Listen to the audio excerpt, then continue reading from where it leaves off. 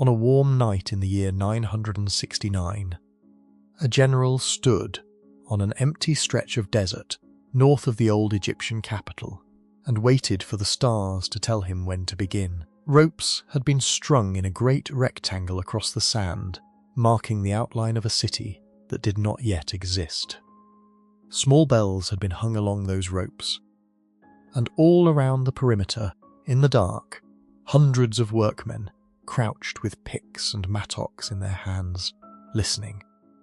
When the astrologers judged the heavens favourable, they would pull the ropes, the bells would sound, and every man would strike the ground at the same instant, so that the new capital would be born under a sky of good fortune. But something went wrong. A raven, or perhaps only a crow, came down out of the darkness and settled on the ropes. The bells rang out across the sand, and the workmen, hearing exactly what they had been told to listen for, drove their iron into the earth. The astrologers looked up in alarm. The planet rising over the eastern horizon in that moment was not the gentle one they had chosen. It was the red one, the planet of war, of force, of conquest. In Arabic, they called it Al-Kahir, the subduer. So the city took its name from a mistake. Al-Kahira, the subduer, the victorious. Over the centuries, the tongues of merchants and sailors would wear that name smooth, until it became something the whole world could say. Cairo. The men who founded it had come out of the deserts of North Africa, from a movement that had spent 150 years hiding in cellars and mountain villages, passing its secrets by word of mouth. They claimed descent from the daughter of the Prophet Muhammad, a woman named Fatima, and from that claim they took their name. They ruled Egypt for 2 centuries. They built one of the wealthiest states of the medieval world, a court so rich that its storerooms held rock crystal carved thin as paper and emeralds the size of hens' eggs. They founded a mosque that would outlive them by 1,000 years and become the most famous seat of learning in the Islamic world, teaching, in the end, a version of the faith that would have horrified them. And then they vanished, not in fire, not in massacre, but quietly on an ordinary Friday when a preacher in a Cairo mosque simply left their name out of the sermon, and nobody in the crowd stood up to object. This is the story of the Fatimid Caliphate, from a secret whispered in a Syrian farmhouse to an empire that ruled from the Atlantic to the Red Sea and back again into silence. Settle yourself now. Let the weight go out of your shoulders. There is no hurry in anything that follows, and nothing in it requires you to stay awake. And if you feel like it before you drift, leave a note telling me where in the world you are listening from tonight, and what hour it is where you are. To understand where the Fatimids came from, you have to understand how broken the world was that made them. In the middle of the 9th century, the Islamic Empire was still, on paper, one thing.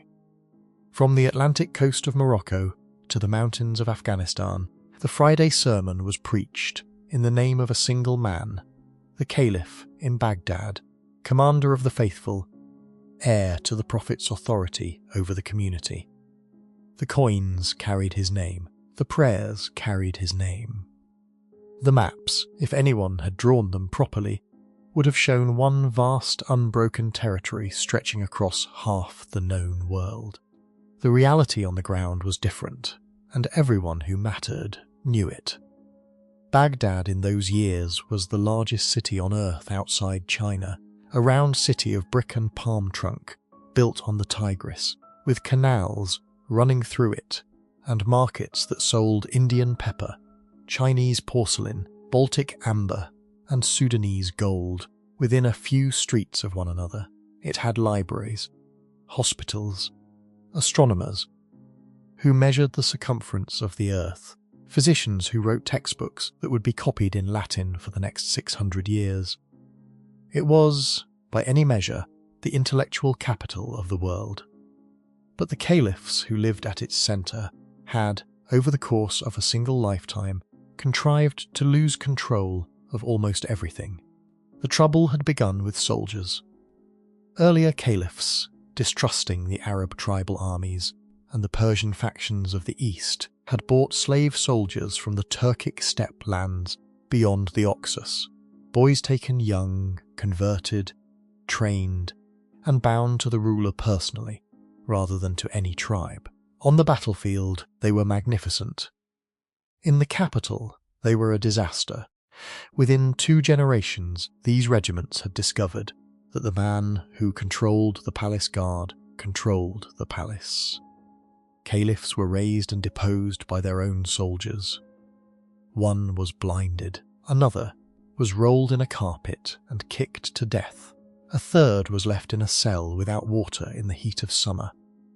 Between 861 and 870, the empire got through 4 caliphs, and the treasury was so exhausted by paying the troops to stay loyal that on at least one occasion there was no money in it at all.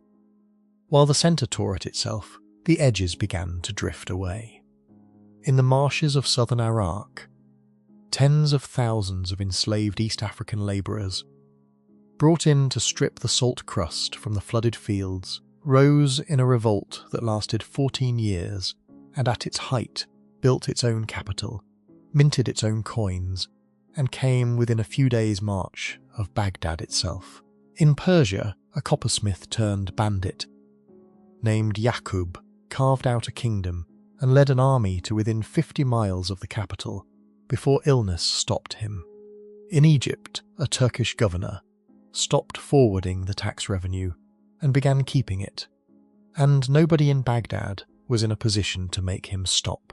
And in the deserts and villages of the Arabian and Syrian interior, something stranger was moving. Bands of raiders appeared, who preached that the age of the ordinary law was ending, that a hidden leader was coming, that the pilgrimage to Mecca was empty ritual.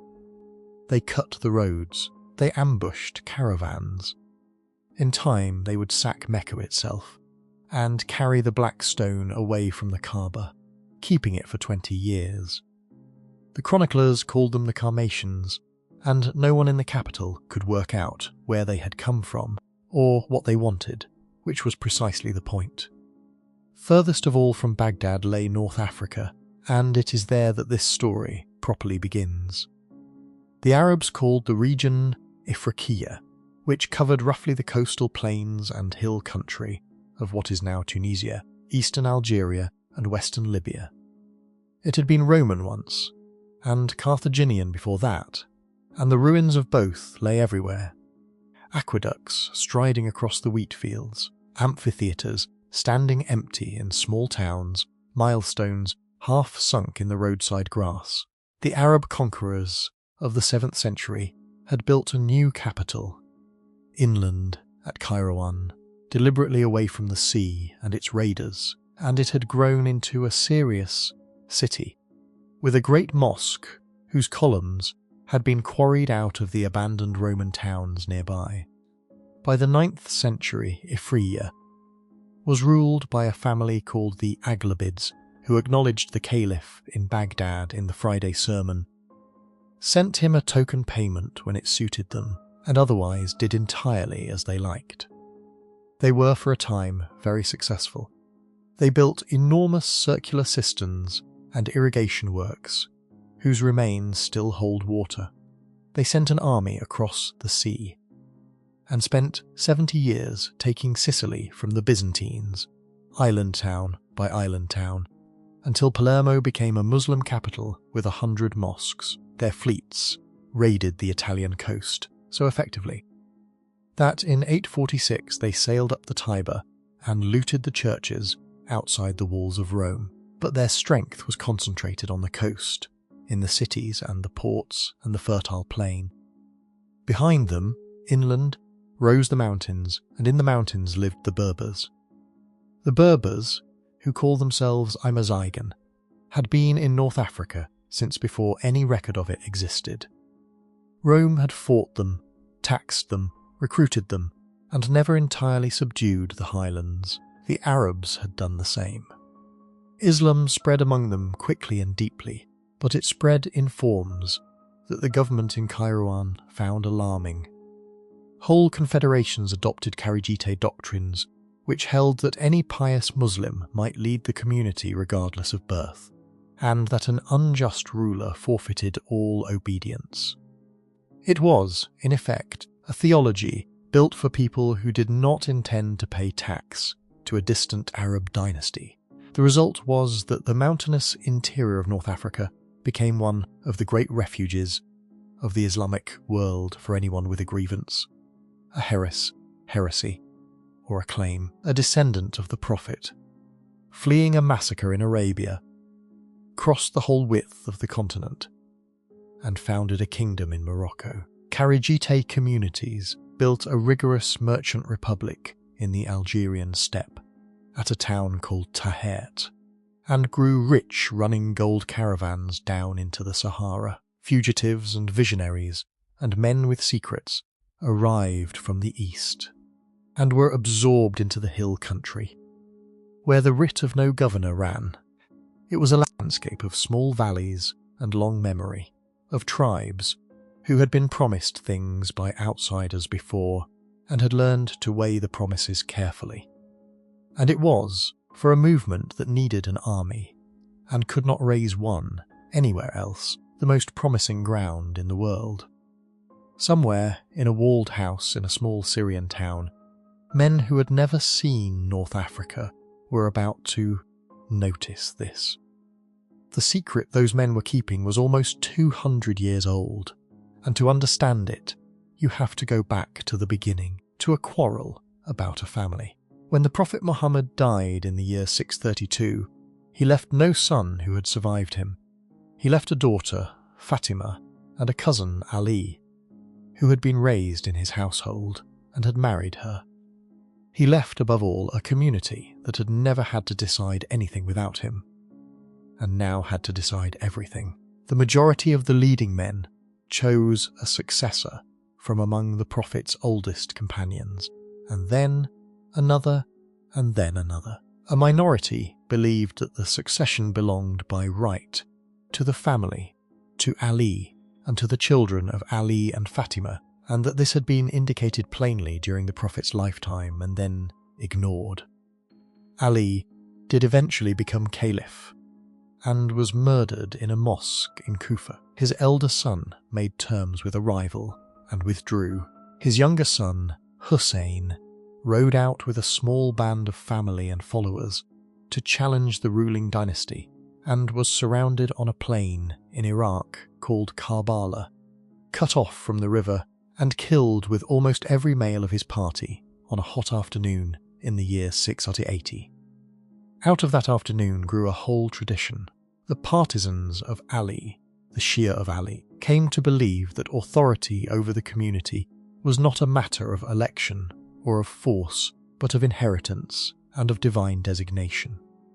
In each generation there was an imam, a descendant of the family, who carried the true understanding of the faith. He was not merely a jurist, he was the living guarantee that the revelation could still be correctly understood. The world might be ruled by whoever had the largest army, but the truth was held in trust by one man, and the identity of that man mattered more than the identity of the caliph in Damascus or Baghdad. For a century and a half the line of imams lived mostly in Medina, under surveillance, sometimes under house arrest, teaching quietly and avoiding open revolt. The sixth of them, Ja'far al-Sadiq, was the greatest of the teachers, a scholar whose lectures were attended even by men who did not accept his claims, and whose legal opinions still form the backbone of Shia law. He died in Medina in 765, and with his death the tradition split. Ja'far had designated his son Ismail as the next imam, but Ismail, by most accounts, died before his father did. The majority of the followers transferred their loyalty to another son, Musa, and from Musa the line ran down through 5 more imams to a child who disappeared in the year 874, and whom that majority still awaits. They are the Twelvers, and they are the great body of Shia Islam today. A minority refused to move. They held that the designation of Ismail could not simply be cancelled, that God does not change his mind, and that the imamate had passed either to Ismail himself, who was not truly dead, or to his son Muhammad ibn Ismail. And from that refusal came the Ismailis. For the next 100 years, this branch effectively disappears from the historical record, which is exactly what its adherents intended. The Imams went into concealment. They lived under assumed names, as merchants, as landowners, moving between Persia, Iraq and Syria, and by the middle of the 9th century, they had settled in a small town called Salamiyya on the dry margin of the Syrian steppes east of Hama, where a wealthy family of supposed merchants owned property and received visitors from a great distance without anybody thinking it strange. What made the movement dangerous was not the doctrine alone, it was the organisation. The Ismailis built something that the medieval Islamic world had not seen before, a genuine underground network with a chain of command. At its head was the concealed imam. Beneath him was a hierarchy of missionaries, called deis, each responsible for a territory, each reporting upward, each recruiting downward. A dai would arrive in a district as a trader, or a physician, or a wandering scholar, take lodgings, make himself useful, and begin to talk. He would not begin with doctrine, he would begin with questions. Why does the sacred text say this and not that? Why do the learned men disagree so violently about matters that should be plain? What is the meaning behind the meaning? Only when a man had been drawn in by curiosity would he be told that answers existed, and that they were held by someone, and that to receive them he must first swear an oath of secrecy and pay a due. Then the teaching began, in stages, each stage revealing that the outward form of things concealed an inner truth. Ritual had meaning beneath ritual. History had a hidden shape. The universe emanated from the divine through a sequence of intellects, an idea borrowed frankly from the Greek philosophers, whose works were being translated in Baghdad.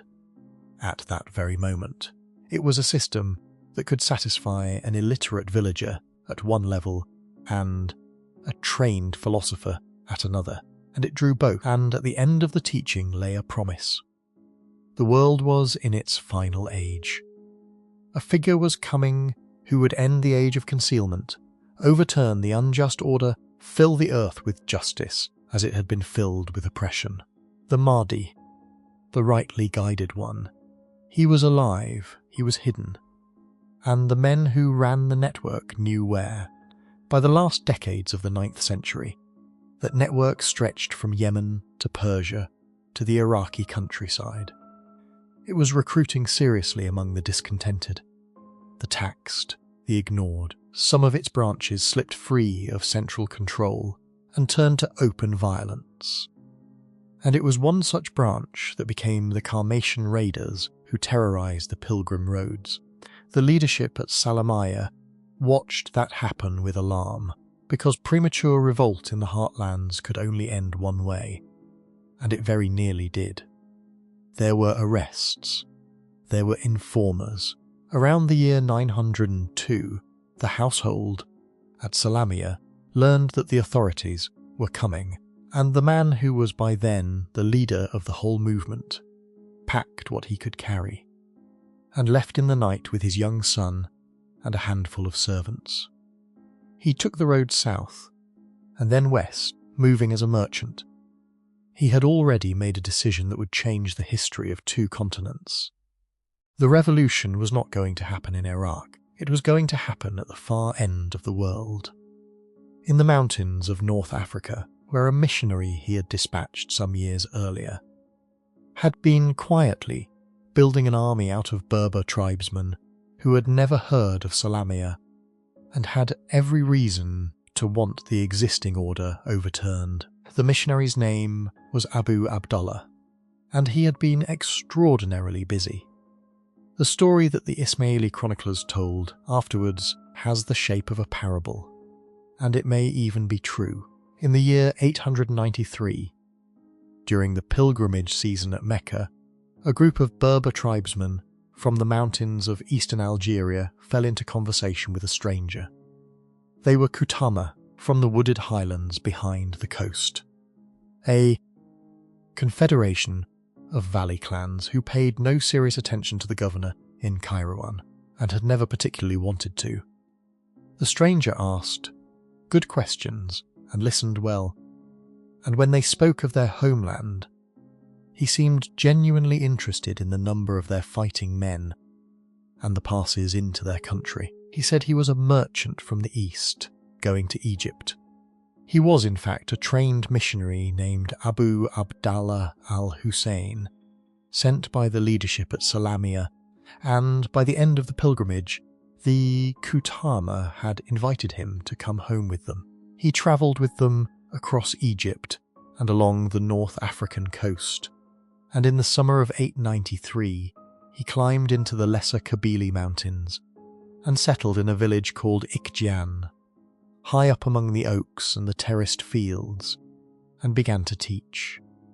It is worth pausing on how unlikely this was. Here was a man from the Syrian steppe, speaking Arabic to people whose first language was not Arabic, arriving alone in a mountain range where every valley had its own feud, carrying no army, no treasure, and no letters of authority from anyone the locals had heard of. What he had was patience and a story. The story he told was calibrated to his listeners. He did not begin by explaining the emanation of intellects. He began by living plainly among them, arbitrating disputes, teaching children the Quran, refusing gifts. Within a year, men were calling him Al-Mu'allim, the teacher. When he began to speak of the coming of a rightly guided one, from the family of the Prophet, a man who would end the tyranny of tax collectors and the arrogance of the coastal cities, he had an audience already prepared to believe that the world as currently arranged was unjust because they paid for it. He was also, and this is easy to miss, an organizer of real talent. He did not simply preach, he restructured the tribes. He grouped his converts into units, appointed officers, imposed a discipline that cut across the old clan boundaries, and made the movement itself a stronger loyalty than the valley. Men who had spent their lives raiding each other's flocks found themselves drilling side by side. He collected a fifth of the spoils of any action for the treasury of the hidden imam, which meant the movement had money. Within 5 years he had a following. Within 10 he had an army. Word of this reached Kairouan slowly, and was not taken seriously at first, which was the usual mistake. When the Aglabid governor finally sent troops into the mountains, they discovered that the passes were held, that the enemy melted into the forest and reformed behind them, and that the villages would not sell them food. A column was ambushed and destroyed, another was bribed to go home. Then Abu Abdallah came down out of the hills. In 902 he took the town of Mila. In 904 he stormed Setif. The pattern of the campaigns that followed is a familiar one to anyone who has watched a state fail from the inside. The Aglabid emirate was not weak in resources. It had walls, cavalry, a fleet, a productive tax base, and centuries of administrative habit. What it lacked was anybody willing to die for it. The reigning emir, Ziyadat Allah III, had come to the throne by murdering his father, and had followed that by killing most of his brothers and uncles in a single night in the palace at Raqqada. Because he was afraid of them, it is difficult to build enthusiasm on that foundation. His generals suspected, correctly, that success in the field might be more dangerous to them than failure. Town after town in the interior opened its gates or was taken. The Kutama army grew as it went, absorbing other Berber groups who could see which way the wind was turning. In the summer of 908, Abu Abdullah destroyed the last real field army the emirate possessed at a place called Al-Arabus, and there was nothing left between him and the coast. On the night of the 18th of March in the year 909, Ziyadat Allah loaded what he could of the treasury onto pack animals, gathered his women and his favourite singers, and rode east out of Raqqada in the dark. He would spend the rest of his life drifting through Egypt and Syria, petitioning the Caliph in Baghdad for an army that was never going to come, and he died in obscurity in a town in the Levant a few years later, remembered chiefly for the manner of his going. The following day, the notables of Kairouan came out to meet the conqueror and to ask for terms. Abu Abdallah entered the Aglabid palace city of Raqqada, sat down in the emir's own hall, and issued an order that the wine cellars be emptied into the ground. It is recorded that the drainage channels ran for a day. He then set about the ordinary business of government, appointing judges, regulating markets, minting coins. The coins are interesting because they carry no ruler's name. They carry only slogans about the coming of the truth and the vanishing of falsehood. He was not the ruler. He had never claimed to be. He was holding the country for someone else, and he had already sent messengers west to find him. While Abu Abdallah was taking Ifriqiya, the man in whose name he was taking it had been having a considerably worse decade. He is known to history by his throne name, Al-Mahdi Billah, the rightly guided by God, though his given name was Abdallah, or possibly Ubaid Allah, and the ambiguity is itself part of his story, since his enemies would spend the next 2 centuries insisting that the diminutive form was the real one, and that it concealed a Jewish or a Persian impostor. What can be said with reasonable confidence is that he was the head of the Ismaili movement, that he had inherited that position around the year 899, and that his first act had been to make an announcement that split the movement in half.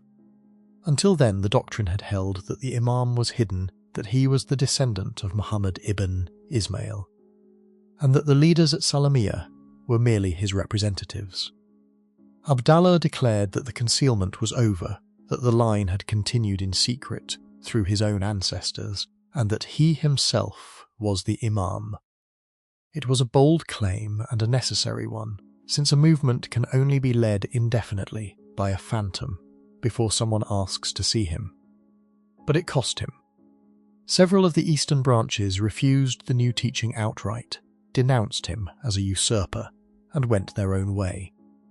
The Karmatians of Bahrain, who were formidable, became his permanent enemies. He had gained authority in the west at the price of the east.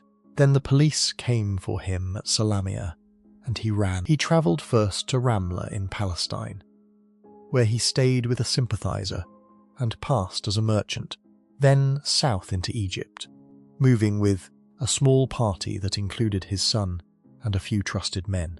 The Abbasid authorities in Egypt got wind of him, and he left in a hurry, taking the coast road west. His plan had been to reach the Kutama country and put himself at the head of the movement in person. He never arrived. At Tripoli, he received a warning that the road ahead was watched, and he made the decision that nearly ended everything. Instead of going north into the mountains, he turned away from the whole theatre of the war and rode south and west across the desert, a journey of some 1,500 miles, to the caravan city of Sijil Massa on the northern edge of the Sahara in what is now Morocco. Sijil Massa was a rich and rather beautiful place, a walled oasis town at the head of the gold roads from the Niger, full of merchants and date palms and Kharijiti scholars. Abdallah settled there as a wealthy trader, took a house and waited. He waited for 4 years. Eventually, the ruler of Sijil Massa, a man named Al-Yassa, received a letter from the Aglabid court, warning him that the mysterious Eastern merchant in his city was in fact the man whose agents were currently dismantling Ifriqiya, he had Abdullah and his son arrested and confined. Not badly treated by most accounts, but held, while their captor worked out who would pay more for them. Which is how, in the summer of 909, having just conquered an entire country, Abu Abdallah al-Shi'i came to be leading an army of Kutama tribesmen on a march of 2 months across the whole width of North Africa to rescue a prisoner most of them had never seen. They arrived at Sijil Massa in August. Al-Yasser came out to fight, was beaten, and fled the same night. The gates were opened. Abu Abdullah went into the town with his officers, found the 2 men in their confinement, and, according to the account, dismounted and walked the last distance on foot, weeping, telling the soldiers around him that this was their Lord, and the Lord of all mankind, and that everything they had suffered had been for this hour. The return journey took 40 days. In every town along the road the population came out to look. On the 4th of January in the year 910, in the palace city of Raqqada outside Kairouan, Abdullah was proclaimed in the Friday sermon as Al-Mahdi Bilya, Imam, Commander of the Faithful, Caliph of the Muslims. It is worth pausing here to register how enormous that claim was. There was already a caliph in Baghdad. Within a generation, there would be a third in Cordoba, but no one before had simply announced a rival caliphate in the name of a rival theology and made it stick. The Fatimids were not claiming to be a better government. They were claiming that the entire Sunni order, its caliph, its law schools, its scholars, its 4 centuries of accumulated practice, rested on a mistake made at a graveside in 632, and that the correction had now arrived. And almost immediately, the arrangement began to come apart. The Kutama had followed Abu Abdallah for 17 years. They had never met the Mahdi. What they got was not a mountain preacher who slept on the ground and refused gifts. What they got was a sovereign who established a court, appointed Easterners and coastal Arabs to office, took over the Aghlabid tax system unchanged, and expected the tribesmen who had made him to now behave like subjects. There were complaints. The complaints reached Abu Abdallah's brother, a man called Abul Abbas, who had never much liked the situation and who began saying that the Mahdi should be asked for a demonstration, a miracle, some proof, and that a man who could not produce one might not be the man they had been promised. Whether Abu Abdallah joined the conspiracy or merely failed to suppress it is impossible to know now.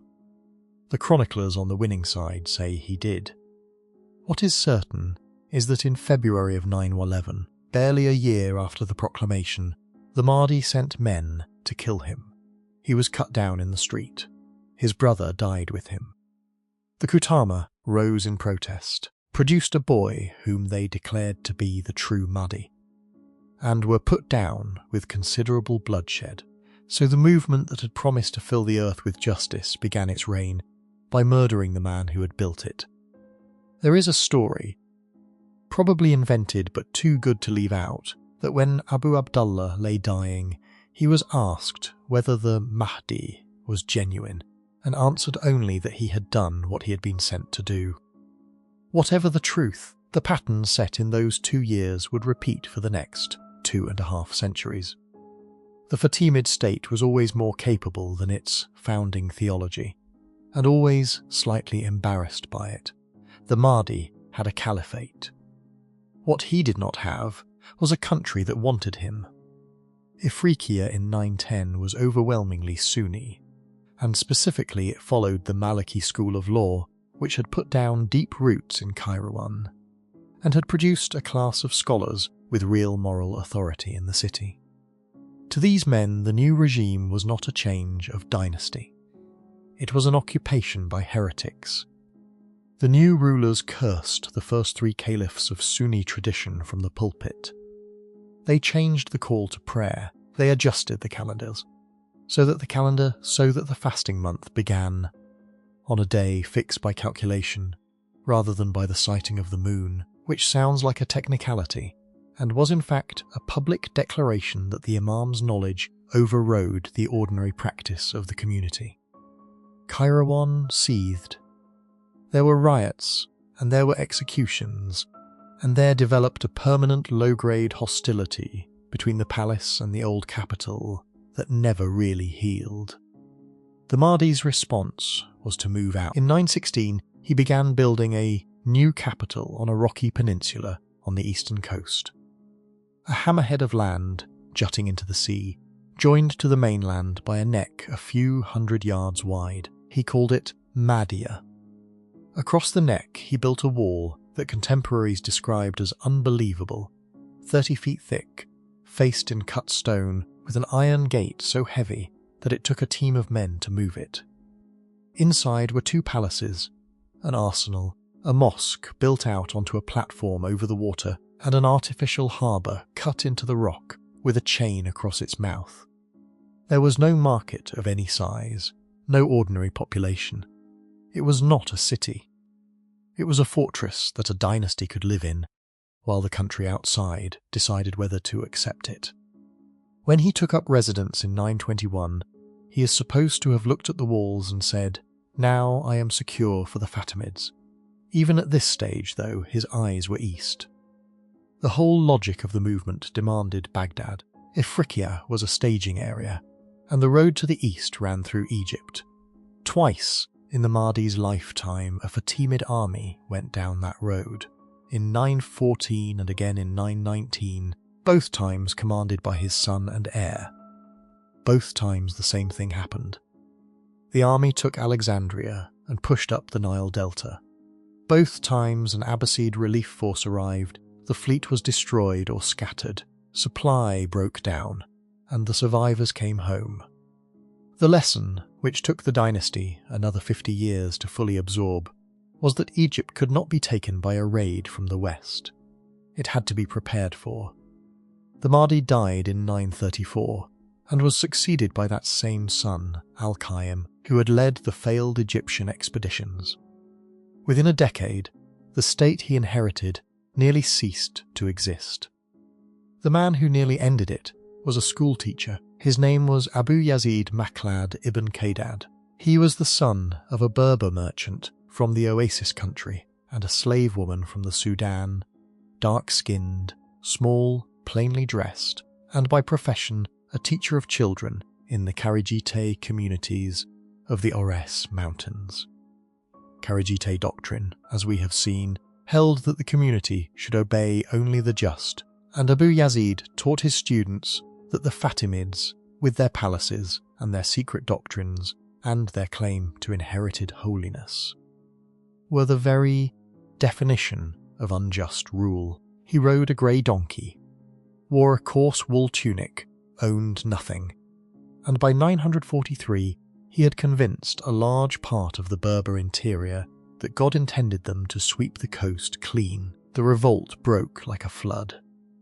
Abu Yazid's followers came down out of the mountains in the autumn of 944, took Tebessa, took Bega, and in October of that year entered Kairouan, where the Maliki scholars, who loathed the Fatimids more than they feared a Kharijite army, welcomed him and preached in his name. Sus fell. The whole of Ifriqiya was lost, except for the fortress on the peninsula. In January 945, Abu Yazid brought his army to the neck of land at Mahdia and sat down to besiege. Inside were the Caliph Al-Qaim, his family, his guard, and whatever population could be crammed behind the walls. The siege lasted the better part of a year. There was hunger inside, there was disease. But the wall was 30 feet thick, and the harbour meant that grain could come in by sea, and Abu Yazid had no fleet and no siege engineers. His army, brilliant in the open field, had no idea what to do with masonry. Slowly, the situation reversed. Sieges are corrosive to tribal armies whose men have farms and flocks, and expect to go home with plunder. Contingents began drifting away. The Fatimids, who understood exactly how such coalitions worked, sent money and promises to the tribal leaders in the besieging camp. By the autumn of 945, Abu Yazid had to withdraw. In 946, al-Qaim died inside the walls, worn out at the age of 52, and his son Ismail did something remarkable. He concealed the death entirely. For months, the court behaved as though the old caliph lived.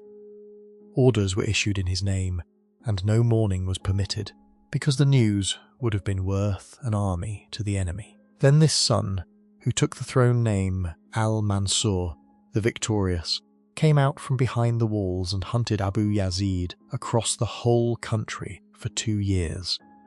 He fought him at Sus and beat him. He drove him back through Kairouan, then west, then up into the high country of the Hodna Mountains in the middle of winter. The chase ended in August 947 at a fortress in the mountains where the old teacher, wounded and cornered, was taken alive. He died of his wounds within days. His skin was stuffed with straw and displayed, and afterwards 2 apes were kept in a cage beside it to mock him, which tells you something about how frightened the dynasty had been. Al-Mansur came home and built himself a new palace city outside Kairouan, called Mansouriya, on the very spot where he had camped during the final campaign.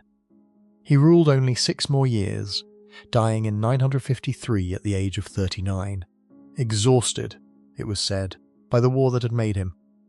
But he left the state whole, and he left it to a son who would prove to be the most capable ruler the dynasty ever produced.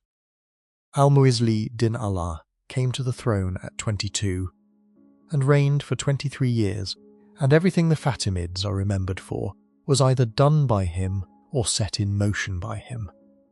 He was, by all accounts, an unusual man.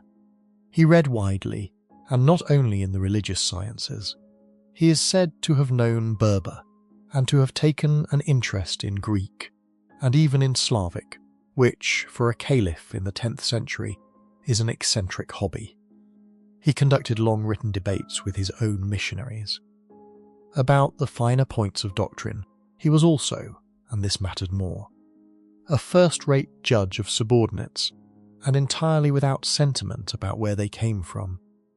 His first task was the West. Between 958 and 960, a Fatimid army marched to the Atlantic, took Fez and Sijil Nasr, and made a symbolic gesture on the ocean shore, where the general had a jar of seawater drawn and sent back to the caliph so that he could say the empire reached the outer sea. The general who did this was named Jawar.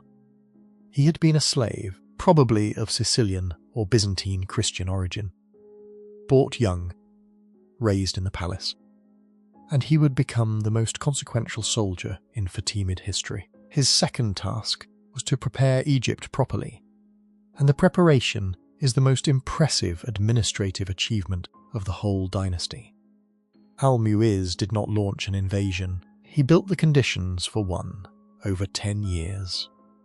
Missionaries went into Egypt and worked quietly among the merchants and the discontented. Agents went into the Egyptian army and made offers. The road east across the Libyan desert, the killing ground of every previous expedition, was surveyed and improved, with wells dug and cisterns built at intervals and depots stocked so that an army could cross it without starving. A treasury was assembled. Coins were struck in advance of the campaign of exceptional purity, ready to be spent the moment the troops arrived. Because a conqueror who pays cash on the day of his arrival buys more than one who plunders. And then he waited for Egypt to fall apart, which it obligingly did. Egypt in the 960s was ruled by a dynasty called the Ikhshidids on behalf of Baghdad, and its real master for 2 decades had been a remarkable man named Kafur, a black eunuch, born in Nubia or Ethiopia, brought to Egypt as a slave, who rose to command the army and then to govern the country in the name of a series of child princes. He was an able ruler and a patron of poets, one of whom, the great Mutanabi, first flattered him extravagantly, and then, when denied a governorship, wrote satires about him so savage that they are still quoted as a definition of ingratitude. Kafur died in 968. What followed was almost a caricature of state collapse. A child of 11 was put on the throne. The generals quarrelled. The Nile flood failed, and then failed again. And grain prices went to levels that people remembered for a century. Plague followed the famine. The Sarmatians raided from the east. The treasury was empty, the army unpaid, the bread riots continuous. And a party among the leading men of Fustat, the great commercial city on the Nile that was then the capital, began to correspond with the West, on the reasonable grounds that any government would be better than none and that the Fatimids at least had money. In February of 969, Al-Mu'iz sent Jahas east with an army that the sources put at over 100,000 men, which is certainly too high, and with a chest of gold that is more credible. They crossed the prepared road without losing a man to thirst. On the 6th of July, having brushed aside token resistance at Giza, Jahar entered Fustat and issued a proclamation. The proclamation is worth attention, because it is not the document of a conqueror. It guaranteed the safety of life and property. It promised to restore the roads and the pilgrimage, to repair the mosques, to pay the troops, to abolish illegal taxes. It guaranteed the Sunni population the right to continue in their own school of law. It guaranteed the Christians and the Jews their existing status. In practice, the new regime would change the call to prayer, and the Friday sermon almost at once, which caused predictable anger, but the essential promise held. Egypt was taken with very little blood, and within weeks the grain ships from Ifriqiya were unloading at the quays, and the price of bread was falling. On the night the surveyors went out to mark the new capital north of the old one, a raven landed on the ropes, and the city got its name. The city Jahar founded was not meant for ordinary people, and for 100 years it did not admit them. Al-Kahira was laid out as a rectangle, roughly 3/4 of a mile on each side, north of the older settlements, on open ground between the eastern hills and the Nile floodplain. Its first walls were mud brick with towers, pierced by great gates. Inside there was no market of consequence, no ordinary housing, no commercial quarter. There were barracks, laid out by regiment, each with its own streets, so that the Kutama Berbers and the Slavs and the Black African infantry and the Eastern cavalry each had a quarter of the city with its own name. There was a mosque, there were stables and stores, and a mint. And in the centre, occupying the heart of the enclosure, there were the palaces. There came to be 2 of them, the great Eastern Palace and the smaller Western Palace, facing one another across an open parade ground, which everyone called Bain al-Qasrain, between the 2 palaces. That space is still there. You can walk down it today, and the street is still called by the same name, although the palaces themselves have been gone for 800 years, quarried away for their stone. The buildings that stood there were, by the accounts of peoples who got inside, staggering.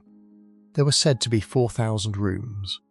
There were golden gates, gardens with running water, a hall whose ceiling was worked in gilded wood, a pavilion where the caliph sat behind a curtain that was drawn aside at the moment of audience, so that the assembled court saw him suddenly, like a revelation. There were menageries and aviaries. There was a library that would eventually hold, by the most conservative estimate, over 100,000 volumes, and by the wilder ones 4 times that, with a staff of copyists and binders, and a catalogue arranged by subject. And there were the treasuries, which the Fatimids kept as separate departments, each with its own staff and inventory, a treasury of arms, a treasury of banners, a treasury of tents, one of which took 150 men 9 years to make, a treasury of jewels, a treasury of carpets, a treasury of drinking vessels, a treasury of perfumes and aromatics.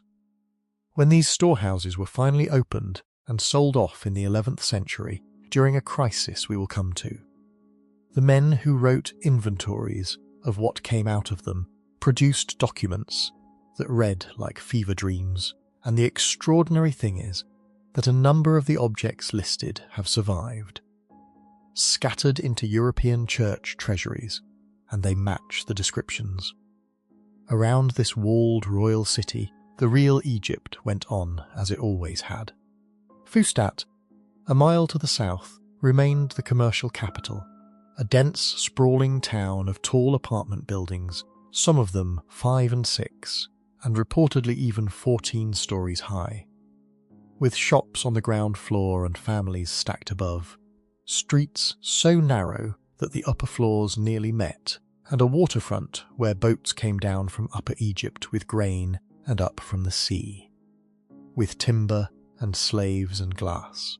It had a Christian quarter, and a Jewish quarter, and a synagogue whose storeroom, centuries later, would give up the single richest cache of ordinary medieval documents ever found, hundreds of thousands of letters and contracts and shopping lists and love notes, because the community would not throw away any paper that might have the name of God on it. Between the two cities, in the year 970, Jawahar laid the foundations of a mosque for the new capital. It was finished in 972. It was called Al-Azhar, the Resplendent, probably in honour of Fatima, who was known by a similar epithet. It was built as the congregational mosque of the Ismaili state, and within a few years it had become something more, a place where the missionaries were trained. Missionaries were trained where sessions of instruction in the inner doctrine were held for initiates, where the philosophy of the movement was taught systematically. It was, in effect, the seminary of a revolutionary church, 400 years later, long after the dynasty was dust. It would be the most respected centre of Sunni learning on earth, and it still is. There is no better single image of what happened to the Fatimids than that. Al-Mu'izz himself did not come at once. He spent 3 years winding up his affairs in North Africa, handing the western provinces to a Berber family called the Zirids, who would govern in his name and eventually stop bothering to. Then, in 972, he loaded his household, his treasury, his library, and the coffins of his 3 predecessors onto the road east, because a dynasty that claimed to be the true line of the Prophet's family did not leave its ancestors behind in a country it was abandoning. He entered Cairo in June of 973, walked into the palace prepared for him, and never left Egypt again. He died 2 years later. He had, in his short time there, done one more thing worth noting. When the leading Sunni jurists and the Christian and Jewish leaders came to him with their anxieties, he received them, listened, and made it clear that the state did not intend to convert Egypt by force. This was not tolerance in the modern sense. It was policy, and it was based on a clear-sighted assessment that the Ismailis were a small minority in a country of Sunni and Copts, that they could rule but not absorb, and that the attempt to absorb would destroy them. For most of 2 centuries, the Fatimids stuck to it, and the result was one of the more genuinely plural societies of the medieval world, in which a Jewish physician might be the caliph's personal doctor and a Christian could rise to run the entire fiscal administration. The reign that followed was the summit.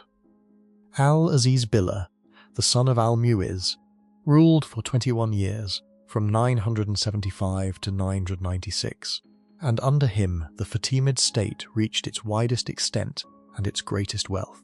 He was a tall, red-haired man, fond of hunting and of horses, generous to the point of extravagance, and he had the same instinct as his father for using talent wherever he found it. His chief minister for most of the reign was a man named Yaqub ibn Kilis, who had been born a Jew in Baghdad, worked as a commercial agent in Syria, come to Egypt and risen in the service of Kafur, converted to Islam, fled west to the Fatimids when the Ikhshidid state collapsed, and returned with the conquest. He was the real architect of the Fatimid fiscal system, and he was very good.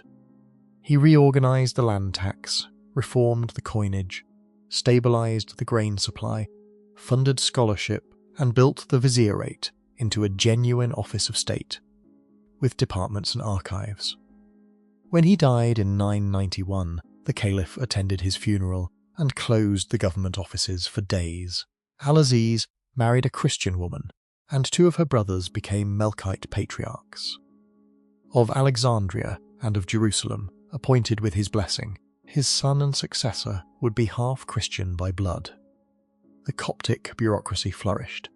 So did the Jewish community, whose leaders in Egypt now held authority over congregations as far away as Sicily and the Yemen. Militarily, the reign pushed hard into Syria.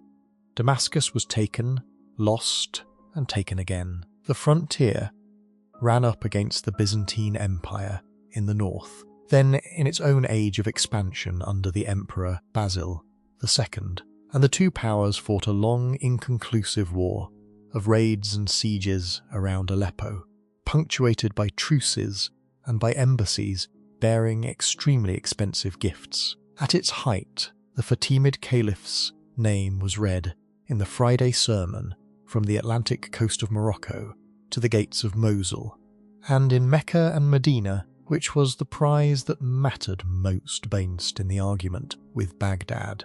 But the deeper source of Fatimid power was not the army. It was the position of Egypt in the trade of the world, and the deliberate decision to exploit. For centuries, the great artery between the Mediterranean and the Indian Ocean had run up the Persian Gulf and overland to Baghdad. The Fatimids set out to move it.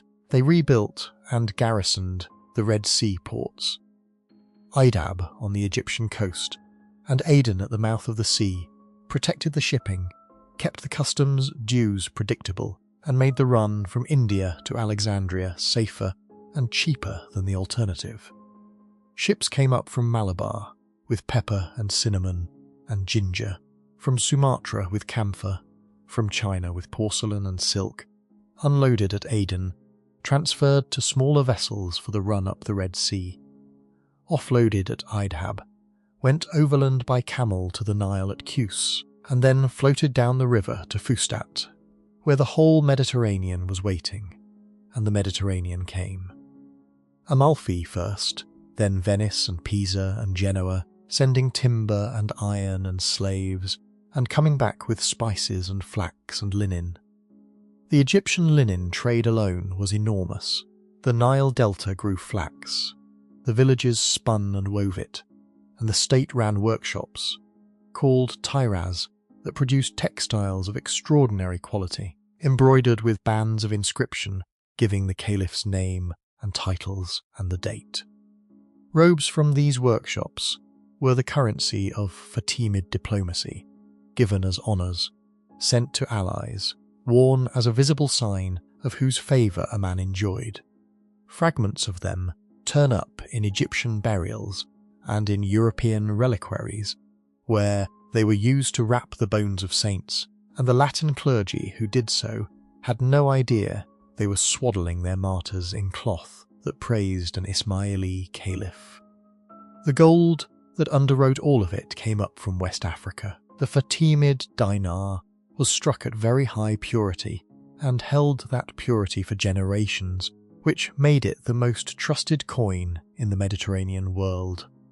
Italian merchants quoted prices in it. It circulated far beyond any territory the dynasty ruled, and the wealth went into things. Fatimid craftsmen produced lustre pottery, whose metallic sheen the potters of Europe would spend centuries failing to reproduce. They carved rock crystal, hollowing out flawless blocks of quartz into ewers, with handles shaped as animals, walls thin enough to hold to the light, decorated with birds and vines. Fewer than a dozen of the great ones survive. One of them is in the treasury of St. Mark's in Venice. Another is in a church in northern France. They were made in Cairo for a caliph who claimed to be the voice of God on earth.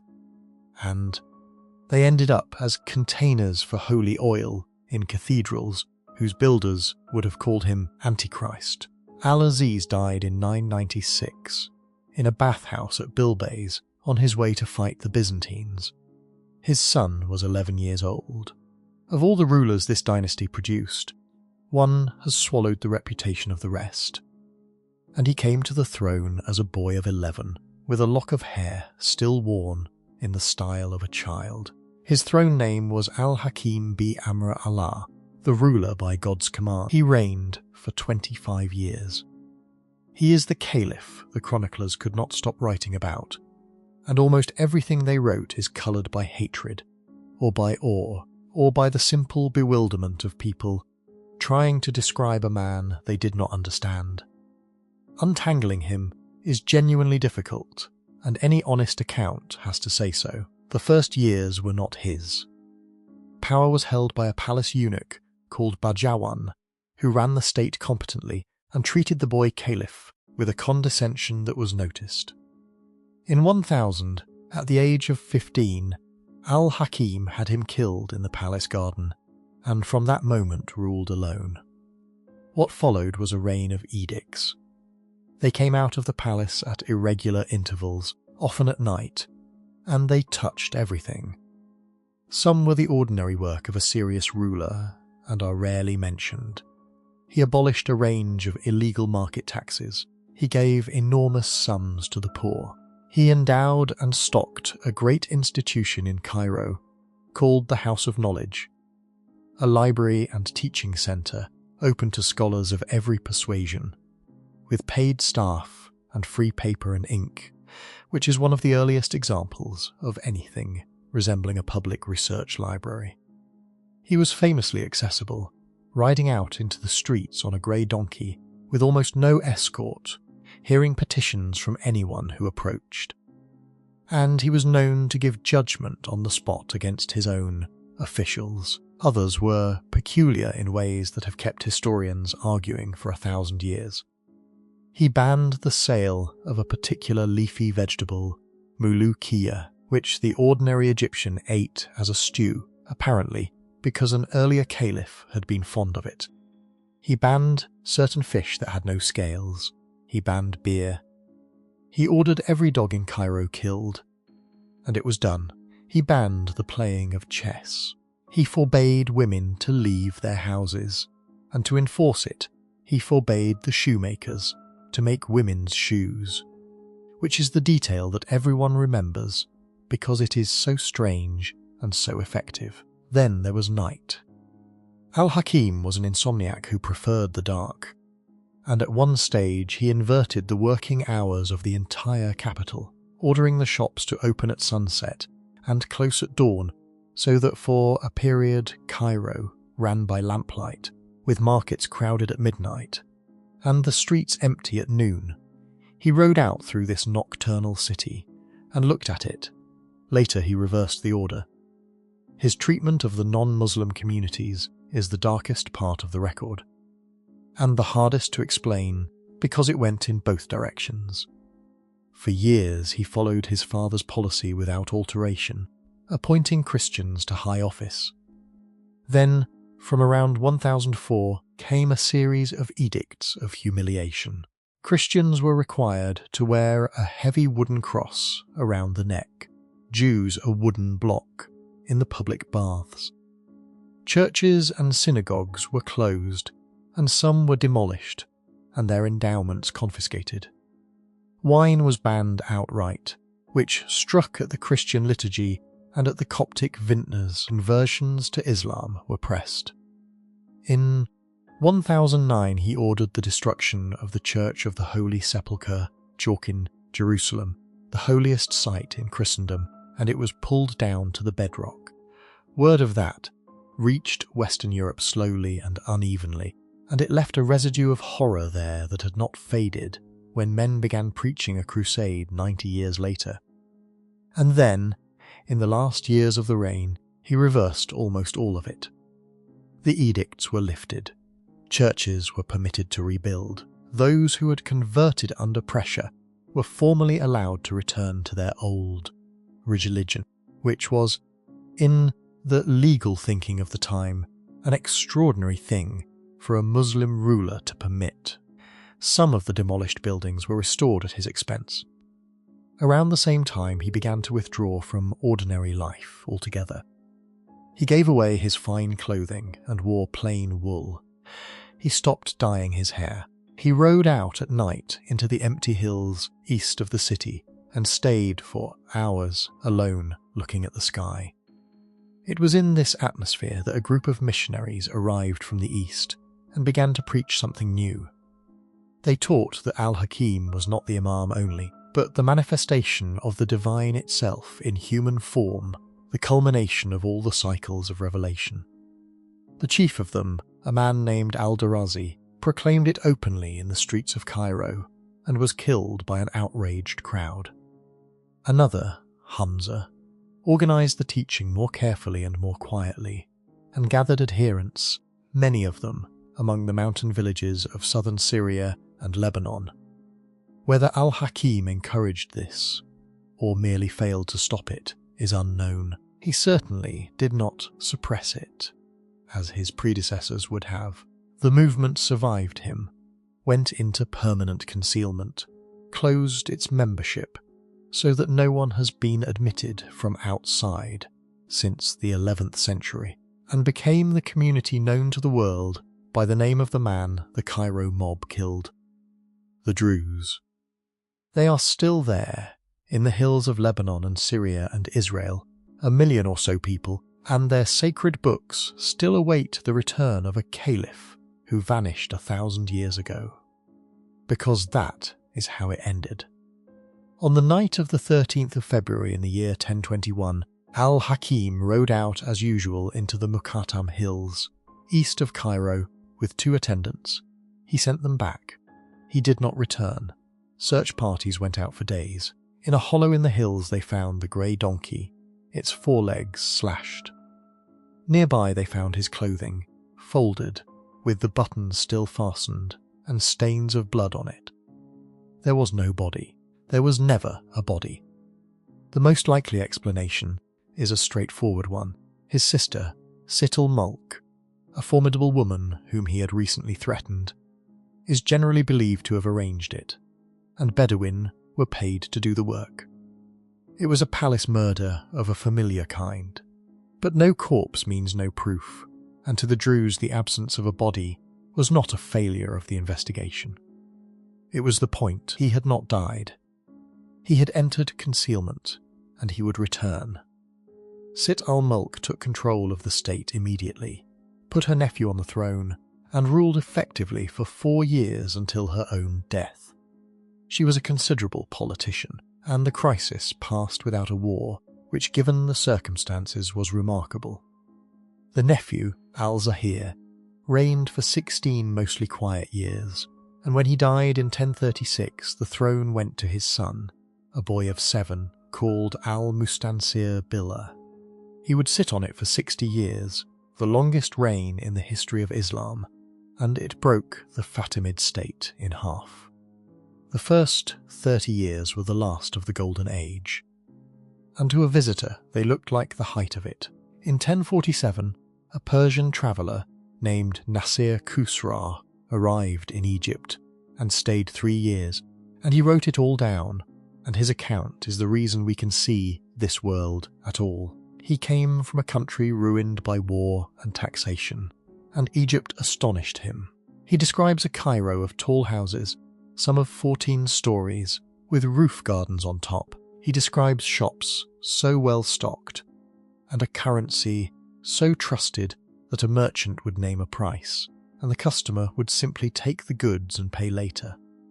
Because nobody expected to be cheated. He describes the security, so complete that a Christian jeweller was entrusted with the caliph's gems without a written bond.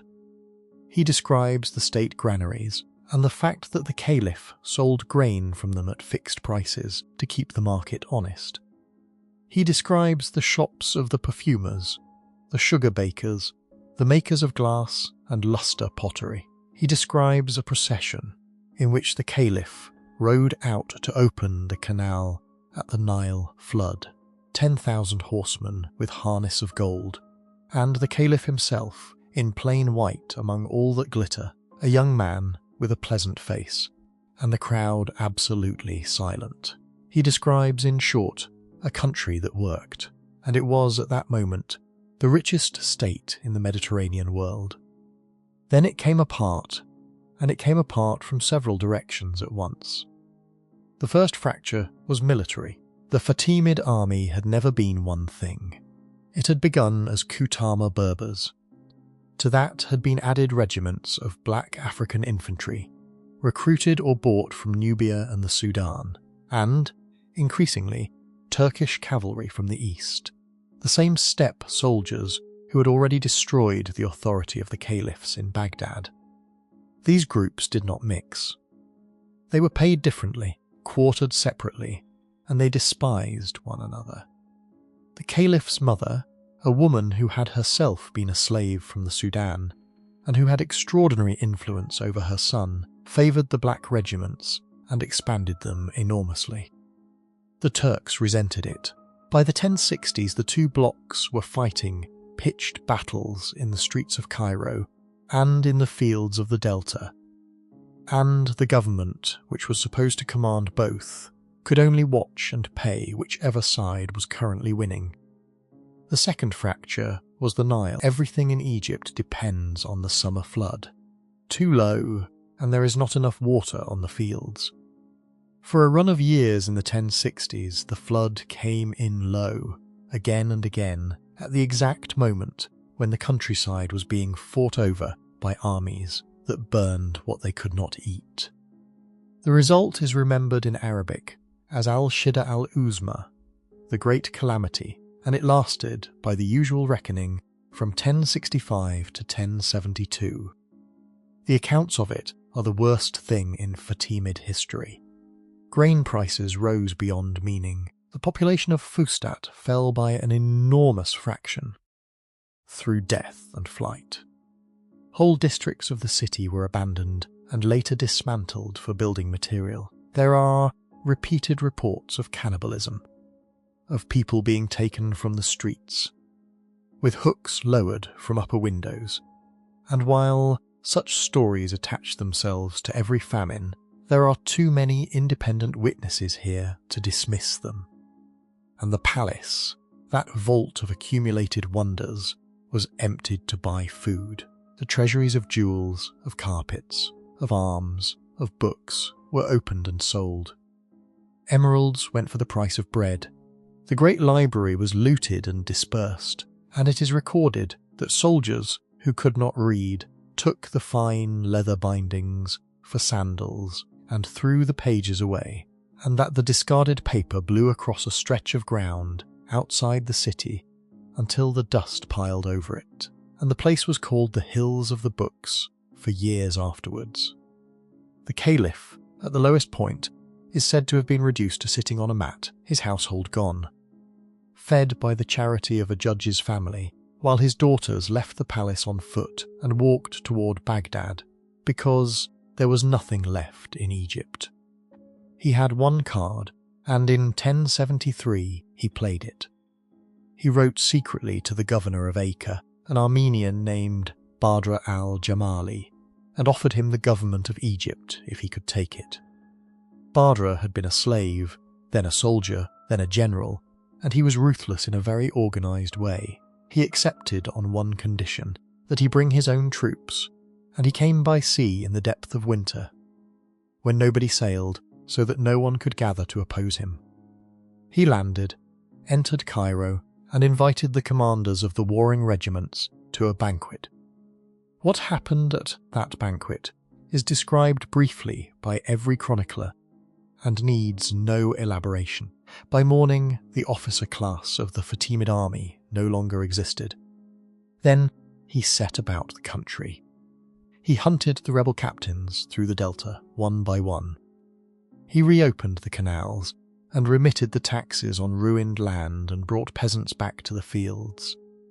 He rebuilt the walls of Cairo in cut stone, hiring Armenian architects from the north, and 3 of the gates they built, huge and beautiful and startlingly well engineered, are still standing today with the traffic of a modern city going past them. He restored the state, but he restored it to himself. He took the titles of commander of the armies, chief judge and chief missionary, which meant that he held the army, the law and the religious hierarchy in one hand. The caliph remained in the palace, honoured, secluded and irrelevant. From 1074 onward the Fatimid Caliph reigned. Somebody else ruled. Badr al-Jamali died in 1094, an old man having governed Egypt for 21 years. Al-Mustansir, the caliph who had summoned him, died a few months later, having reigned for 60. And in the gap between those 2 deaths, the movement that had built the caliphate tore itself apart for the second and final time. The succession should have been simple. Al-Mustansir had a grown son named Nizar, publicly acknowledged for decades, whom the missionaries, regarded in the eastern lands, regarded as the designated heir, and had been telling their followers to expect. But Badr's son, Al-Afdal, had inherited his father's office and his father's army, and Al-Afdal had a brother-in-law, a younger and far more pliable son of the old caliph, and it did not take him long to work out which of the 2 would make a more convenient master. So when Al-Mustansir died, Al-Afdal moved fast. He assembled the court, produced the younger son, and had him proclaimed as caliph under the name Al-Mustali. The senior judges and officials, who all owed their positions to the vizier, agreed. Nizar, who was in the palace, and Kapalsk, considerably older than the new sovereign, understood immediately what had happened and fled to Alexandria, where he found support, raised troops, and was proclaimed caliph there in his turn. The war was short. Al-Afdal marched north, took the city in 1095, and captured Nizar, who was brought back to Cairo and, according to the accounts, walled up alive in a chamber of the palace. In Egypt, the matter was settled. Outside Egypt, it was not settled at all. For decades, the Ismaili missionary network in Persia and Iraq had been operating in enemy territory, under the rule of the Seljuk Turks, who were fiercely Sunni, and had made the suppression of Ismati teaching a matter of state policy. Its chief there was a Persian of formidable ability named Hassan-I Sabah, who had visited Cairo in the 1070s, quarrelled with Badr al-Jamali, been expelled, and returned east, convinced that the leadership in Egypt had become a court like any other. In 1090 he had seized, by infiltration rather than assault, a mountain fortress in the Alborz range north of Kazvin. It was called Alamut, the eagle's teaching, and it stood on a knife of rock above a green valley, reachable by a single path. When the news came from Cairo, Hassan repudiated al-Mustali absolutely. He declared that the true imam was Nizar, and that Nizar's line continued, and he cut every tie with Egypt. From that day, the Ismailis were 2 communities, and they have been 2 ever since. What Hassan then built at Alamut is one of the more remarkable political inventions of the Middle Ages. He had no army. He could not fight the Seljuk Empire in the field, and he knew it. What he had was a network of fortresses in country, too broken for cavalry, a doctrine that inspired absolute devotion, and a willingness to apply violence at a single point with total precision. His agents were trained for years, learned languages, took service in the households of their targets, waited, sometimes for a very long time, and then struck in public, usually in a mosque on a Friday, usually with a dagger, and made no attempt to escape. The first great victim was the Seljuk vizier Nizam al-Mulk in 1092, the ablest statesman of the age. Others followed for a century and a half, sultans, princes, generals, judges, and later on, crusader lords as well. The effect out of all proportion to the numbers. A ruler cannot arm himself against a servant who has been loyal for 10 years. Whole armies were held off by the credible threats that a single man might already be inside the tent. The Sunni chroniclers, groping for an explanation of behaviour they found incomprehensible, said that the young men were drugged with hashish and called them hashishia, and European travellers picked up the word and mangled it. And that is how a small Persian mountain community gave the languages of Europe the word assassin. It was almost certainly a slander, but it stuck, and it swallowed their real history for 800 years. Meanwhile in Cairo, Al-Afdal ruled through his puppet, and had a state to defend, and turned his attention north to Syria, where the Seljuks had taken Jerusalem from the Fatimids some years earlier, and where the whole province was currently in confusion, because the Turkish princes were fighting each other. In the summer of 1098, he marched up and took Jerusalem back.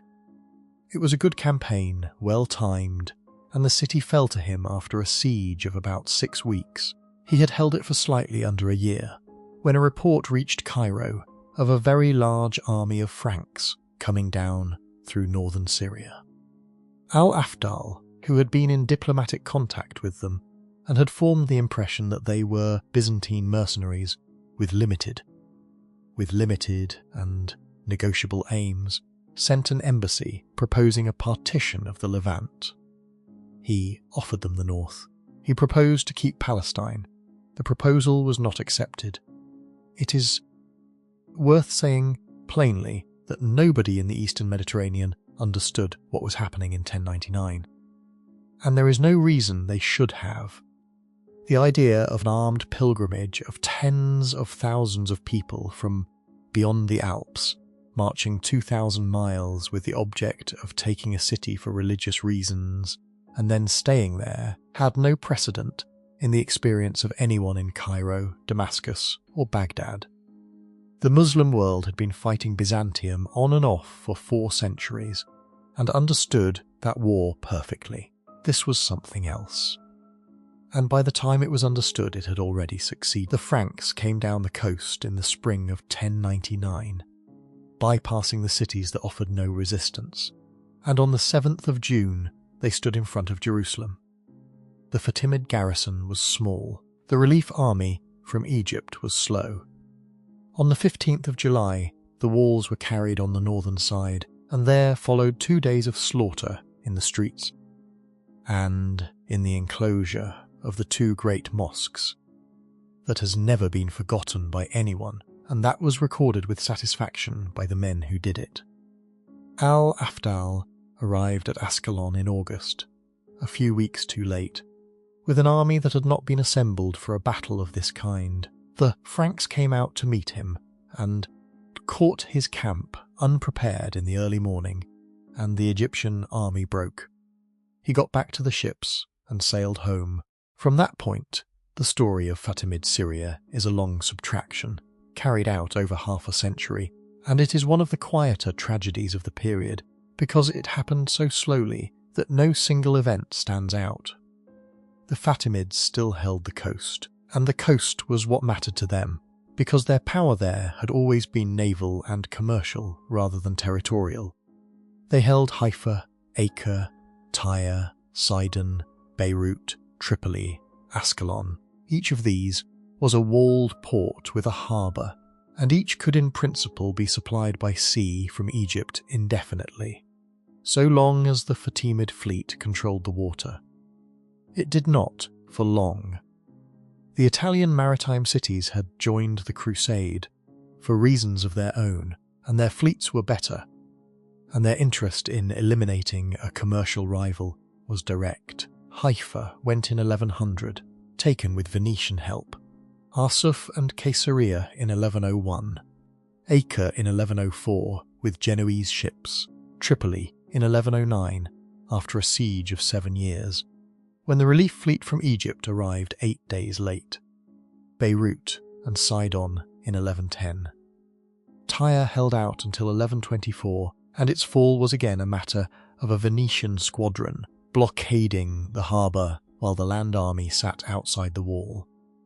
Ascalon, the southernmost port, the gateway to Egypt itself, held on for another 30 years.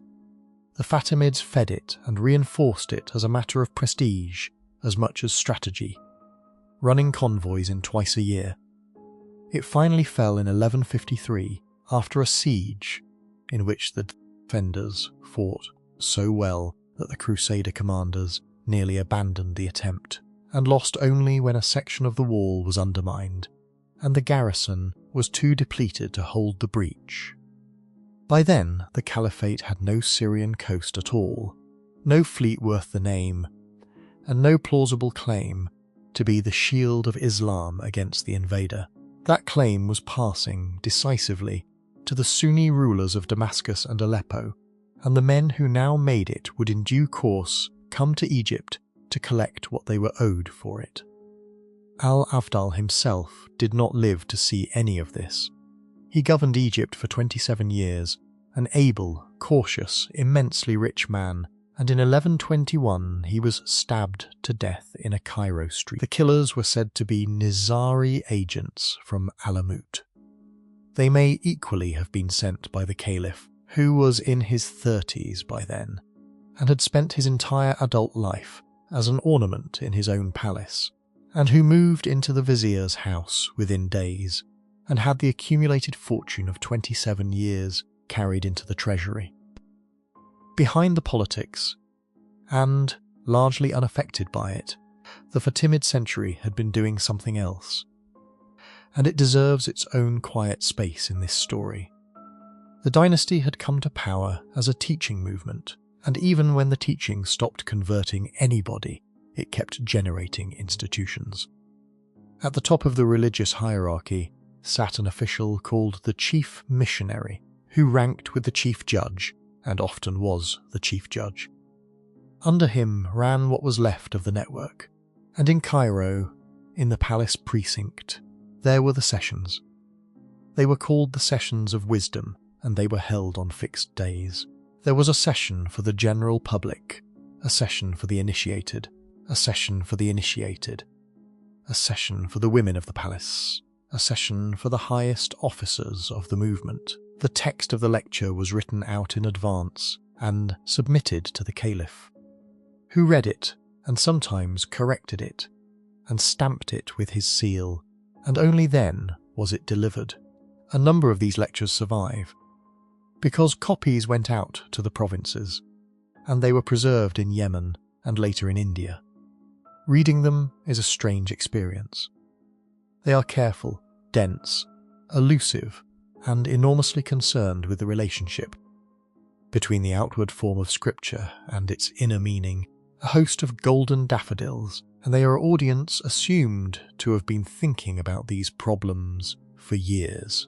The most impressive mind the movement produced was a Persian named Hamid al-Din al-Kimani, who worked in Iraq and came to Cairo during the reign of al-Hakim, and who was set the task of refuting the missionaries who were declaring the Caliph divine.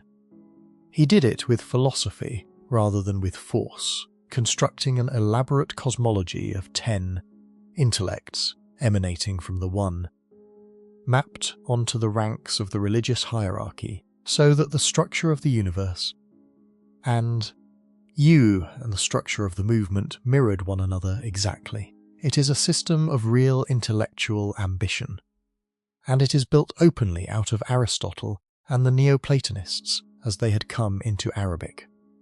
Whatever one thinks of its conclusions, it is not the work of people hiding from ideas, circulating in the same world, though nobody has ever established quite who wrote them, were the epistles of the Brethren of Purity, a set of 52 treatises covering mathematics, music, astronomy, geography, logic, mineralogy, botany, embryology, the nature of the soul, and the ordering of the state, written as a kind of complete encyclopedia of what a cultivated person ought to know. They include an animal fable in which the beasts bring a lawsuit against humanity before the king of the spirits, and argue, at length and rather persuasively, that human beings have no right to the dominion they claim. They were read everywhere, copied for centuries, carried to Spain, and they remain one of the most widely circulated works of medieval Arabic literature. Then there was the House of Knowledge, founded by Al-Hakim in 1005 near the palace, with a reading room, salaried librarians, free paper and ink and pens, and lectures in law, astronomy, medicine, grammar, and philology. Scholars of any persuasion could use it, and Sunni jurists taught there alongside Ismaili missionaries. It was closed and reopened, and eventually suppressed, because a library is a political object, when its endowment is controlled by whoever holds the treasury. But for most of a century it worked.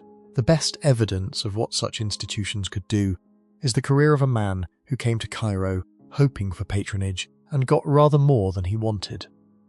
Ibn al-Haytham was a mathematician from Basra, and he had proposed to al-Hakim that the flooding of the Nile could be regulated by a dam built at the first cataract.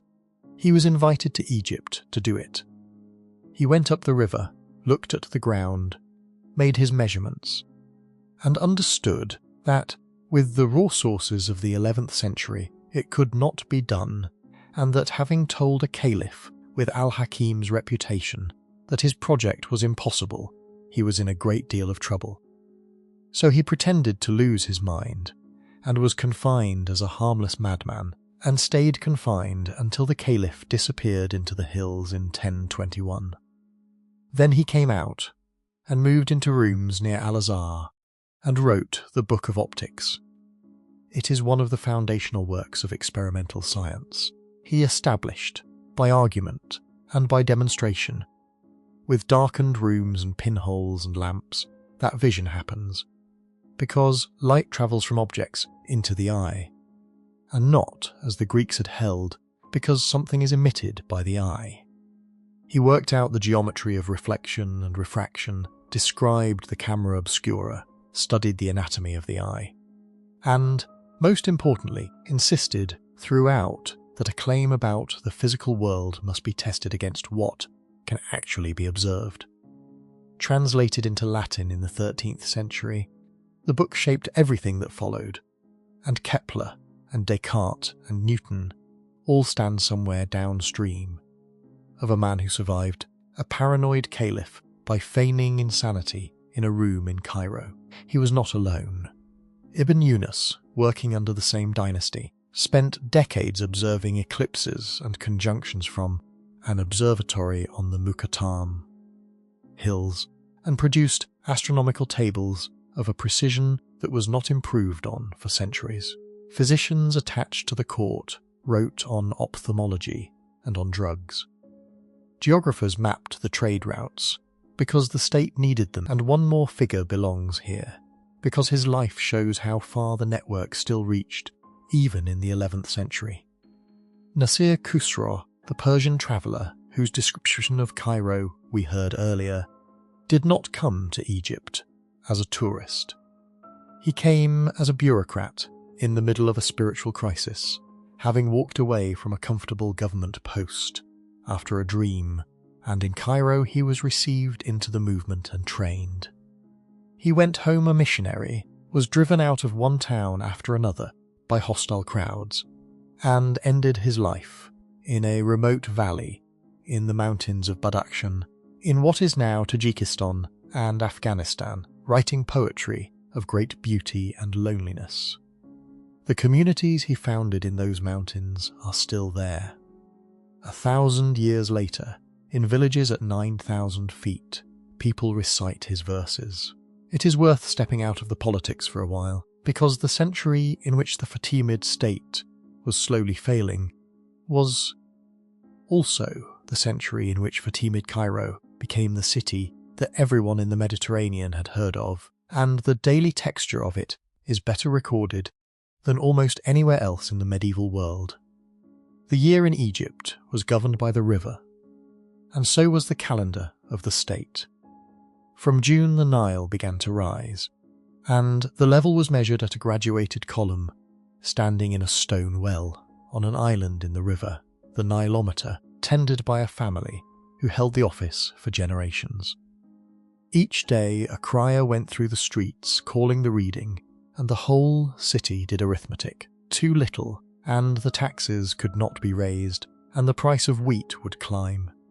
Enough, and there would be a festival.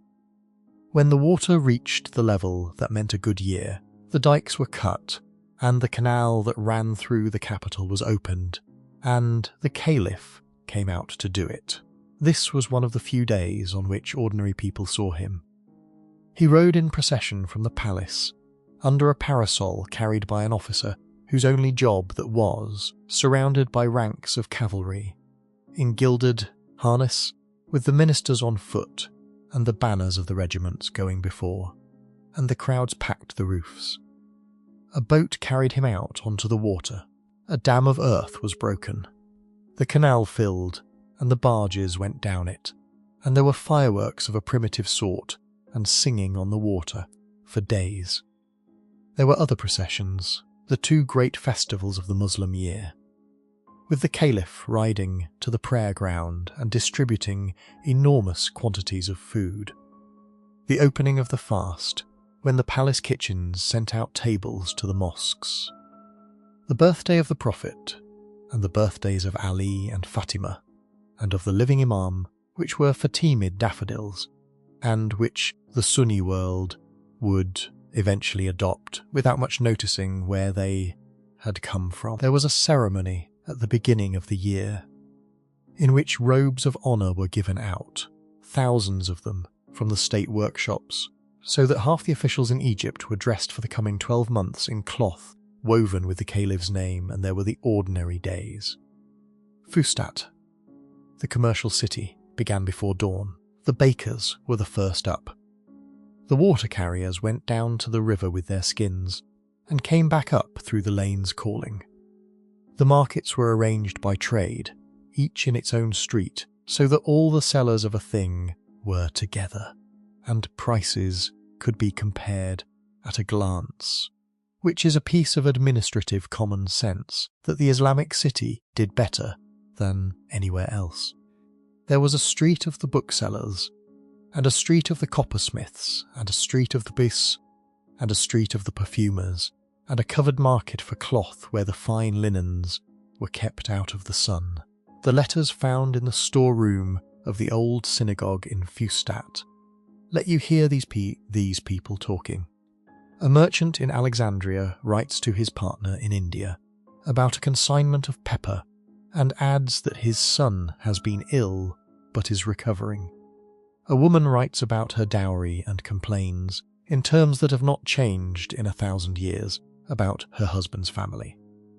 A man writes from Tunisia, asking for a particular kind of cheese to be sent, and gives detailed instructions on the packing.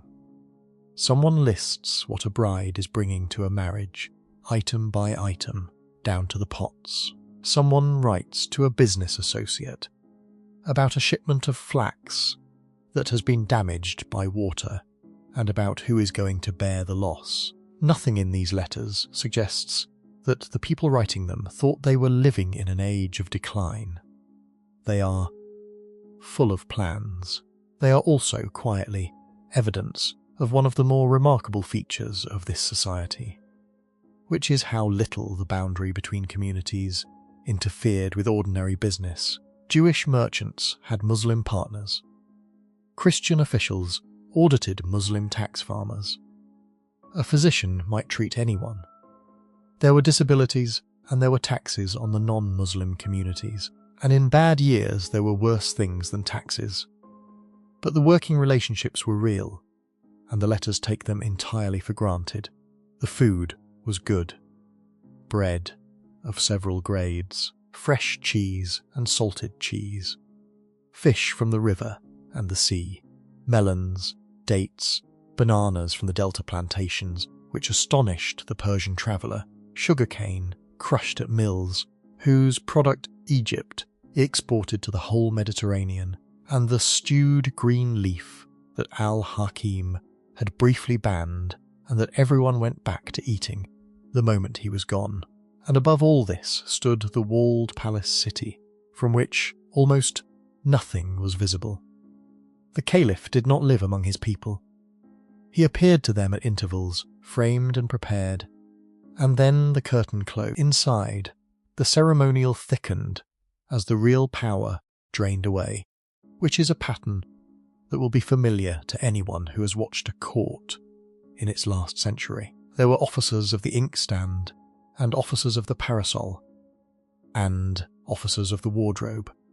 There were precise rules about who might kiss the ground, and who might kiss the hand. By the middle of the 12th century, a caliph might go his whole reign without giving a single order that mattered, because by then the government of Egypt had become a prize that armed men competed for, and the competition was conducted with knives. The pattern was set after the assassination of Al-Afdal in 1121. The Caliph Al-Amir ruled personally for a decade, which was unusual and did not end well. In 1130 he was ambushed and killed on a bridge, and with his death the dynasty entered the phase from which it never emerged. Al-Amir left, at most, an infant son, and possibly not even that. There is a document announcing the birth of a child named Al-Tayyib, and then the child disappears from the record entirely. A cousin took power as regent, and then simply declared himself caliph under the name Al-Hafiz, which required the invention of a new doctrine to explain how the imamate could jump sideways along a branch of the family instead of descending in a straight line. This was the third and last great split. The missionaries in the Yemen, who had been loyal to Cairo for a century and a half, refused to accept it. They held that the infant Al-Tayyib had been hidden for his safety, and remained the imam in concealment. That community endured, moved its centre from the Yemen to Gujarat in western India in the 16th century, and survives today as the Bohras, several 100,000 people who still await the return of a child who vanished in Cairo in 1130 for the Fatimid state. The consequence was that the missionary network, which had once stretched from Spain to India, was now reduced to almost nothing outside Egypt. The dynasty's entire original purpose, the propagation of the truth, and the eventual overthrow of the Sunni order, had quietly ceased to be a live project. What was left was a government, and the government was seized over the next 40 years by a succession of viziers who ruled as kings. In all but name, they were a varied lot. There was an Armenian Christian who converted, ruled, and was killed.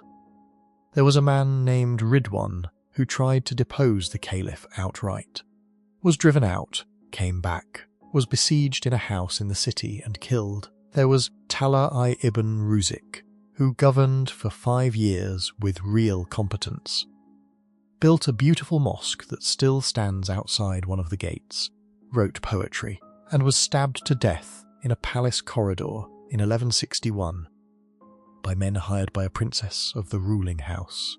Each of these men came to power by killing his predecessor.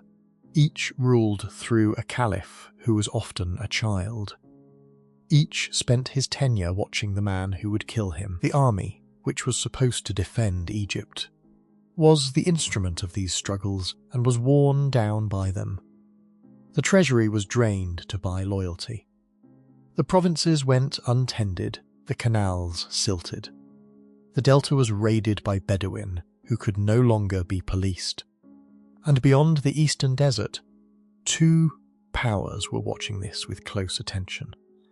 In Jerusalem there was a Crusader kingdom, 60 years established now, ruled by a young and very determined king named Amalric, who had worked out that his kingdom could never be secure while it was squeezed between Syria and Egypt, and that Egypt was rich and could not defend itself. And in Damascus and Aleppo, there was Nur al-Din, the most formidable Muslim ruler of the age, a pious, patient, unrelenting man who had spent his life uniting Syria against the Franks, and who had reached exactly the same conclusion about Egypt from the opposite direction. All that was required to start the last act was for an Egyptian politician to invite one of them in. In 1163, one did. His name was Shawar, and he had been governor of Upper Egypt, and in 1163 he took the vizierate by force in the usual way, and was thrown out of it 8 months later by an officer named Durgam, who did not kill him, only because he could not catch him. Shawar went east across the desert to Damascus, and asked Nur al-Din for an army to put him back.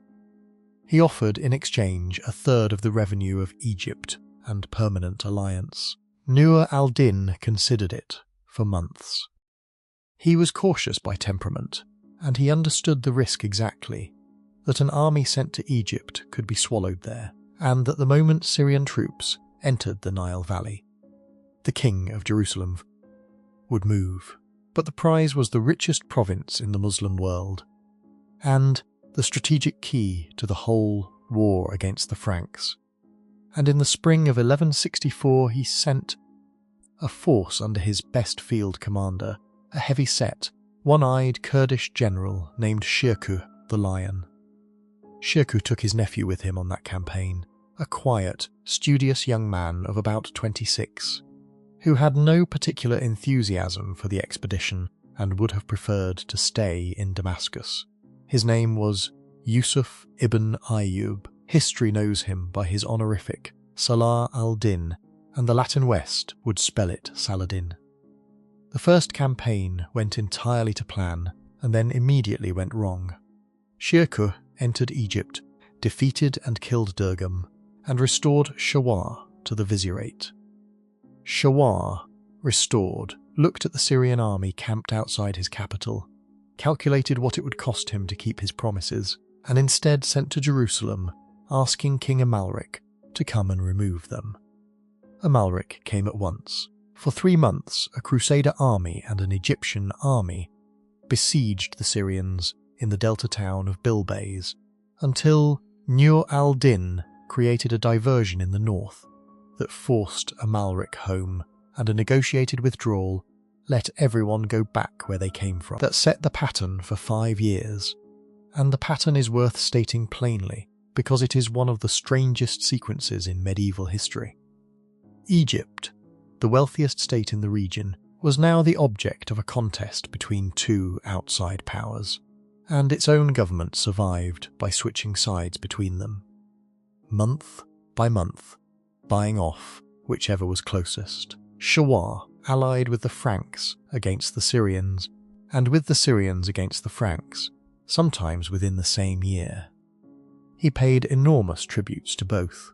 He was not a fool, he was playing the only hand he had, and he played it for 5 years, which is longer than anyone had a right to expect. In 1167, Shirkuh came back with a larger force, and this time the campaign ranged the whole length of Egypt. There was a battle far up the Nile, at a place called Al-Babain, in the desert near Minya, where Shirkuh's outnumbered army beat a combined Egyptian and Frankish force by a deliberate feigned retreat, a manoeuvre the young Saladin had a hand in. Shirkuh then took Alexandria, left his nephew there with a small garrison, and rode off to raise the countryside. Saladin held Alexandria under siege for 3 months, short of food, with a hostile population, and got out under the terms of a general settlement that once again sent both foreign armies home. By now, everybody could see how this was going to end. In 1168, Amalric decided to stop pretending it was a protectorate, and invaded to conquer. His army stormed Bilbays and sacked it with a massacre that removed any possibility that Egyptians might see the Franks as the lesser danger. Then he marched on Cairo. and Shawar, out of options, did the thing for which he is remembered. Fustat, the great commercial city, the Egypt of the merchants and the letter writers and the tall houses, lay south of the walled capital and was indefensible. If the Franks took it, they would have a fortified base against the palace city. So Shawar ordered it evacuated and burned. 20,000 jars of naphtha and 10,000 torches, according to the chronicler, were used to set it alight, and the population went north with what they could carry, and the fire burned for weeks. Fustat never fully recovered. Parts of it stood empty for centuries and were quarried for brick. The great city of the Geniza letters, of the 14-storey houses and the covered markets, went out of the world in a fortnight on the orders of its own government to deny it to an enemy. The Caliph, meanwhile, did the only thing left to him. Allah did, a young man of 18, who had been put on the throne as a child of 11, and had never held any power at all, wrote to Nur al-Din, begging for help, and enclosed with the letter, according to the account, locks of the hair of the women of his household, to signify what would happen to them if none came. Shirkuh came for the third time in the winter of 1169. Amalric, unwilling to fight a full Syrian army in the delta without support, withdrew to Palestine. Shirkuh entered Cairo unopposed.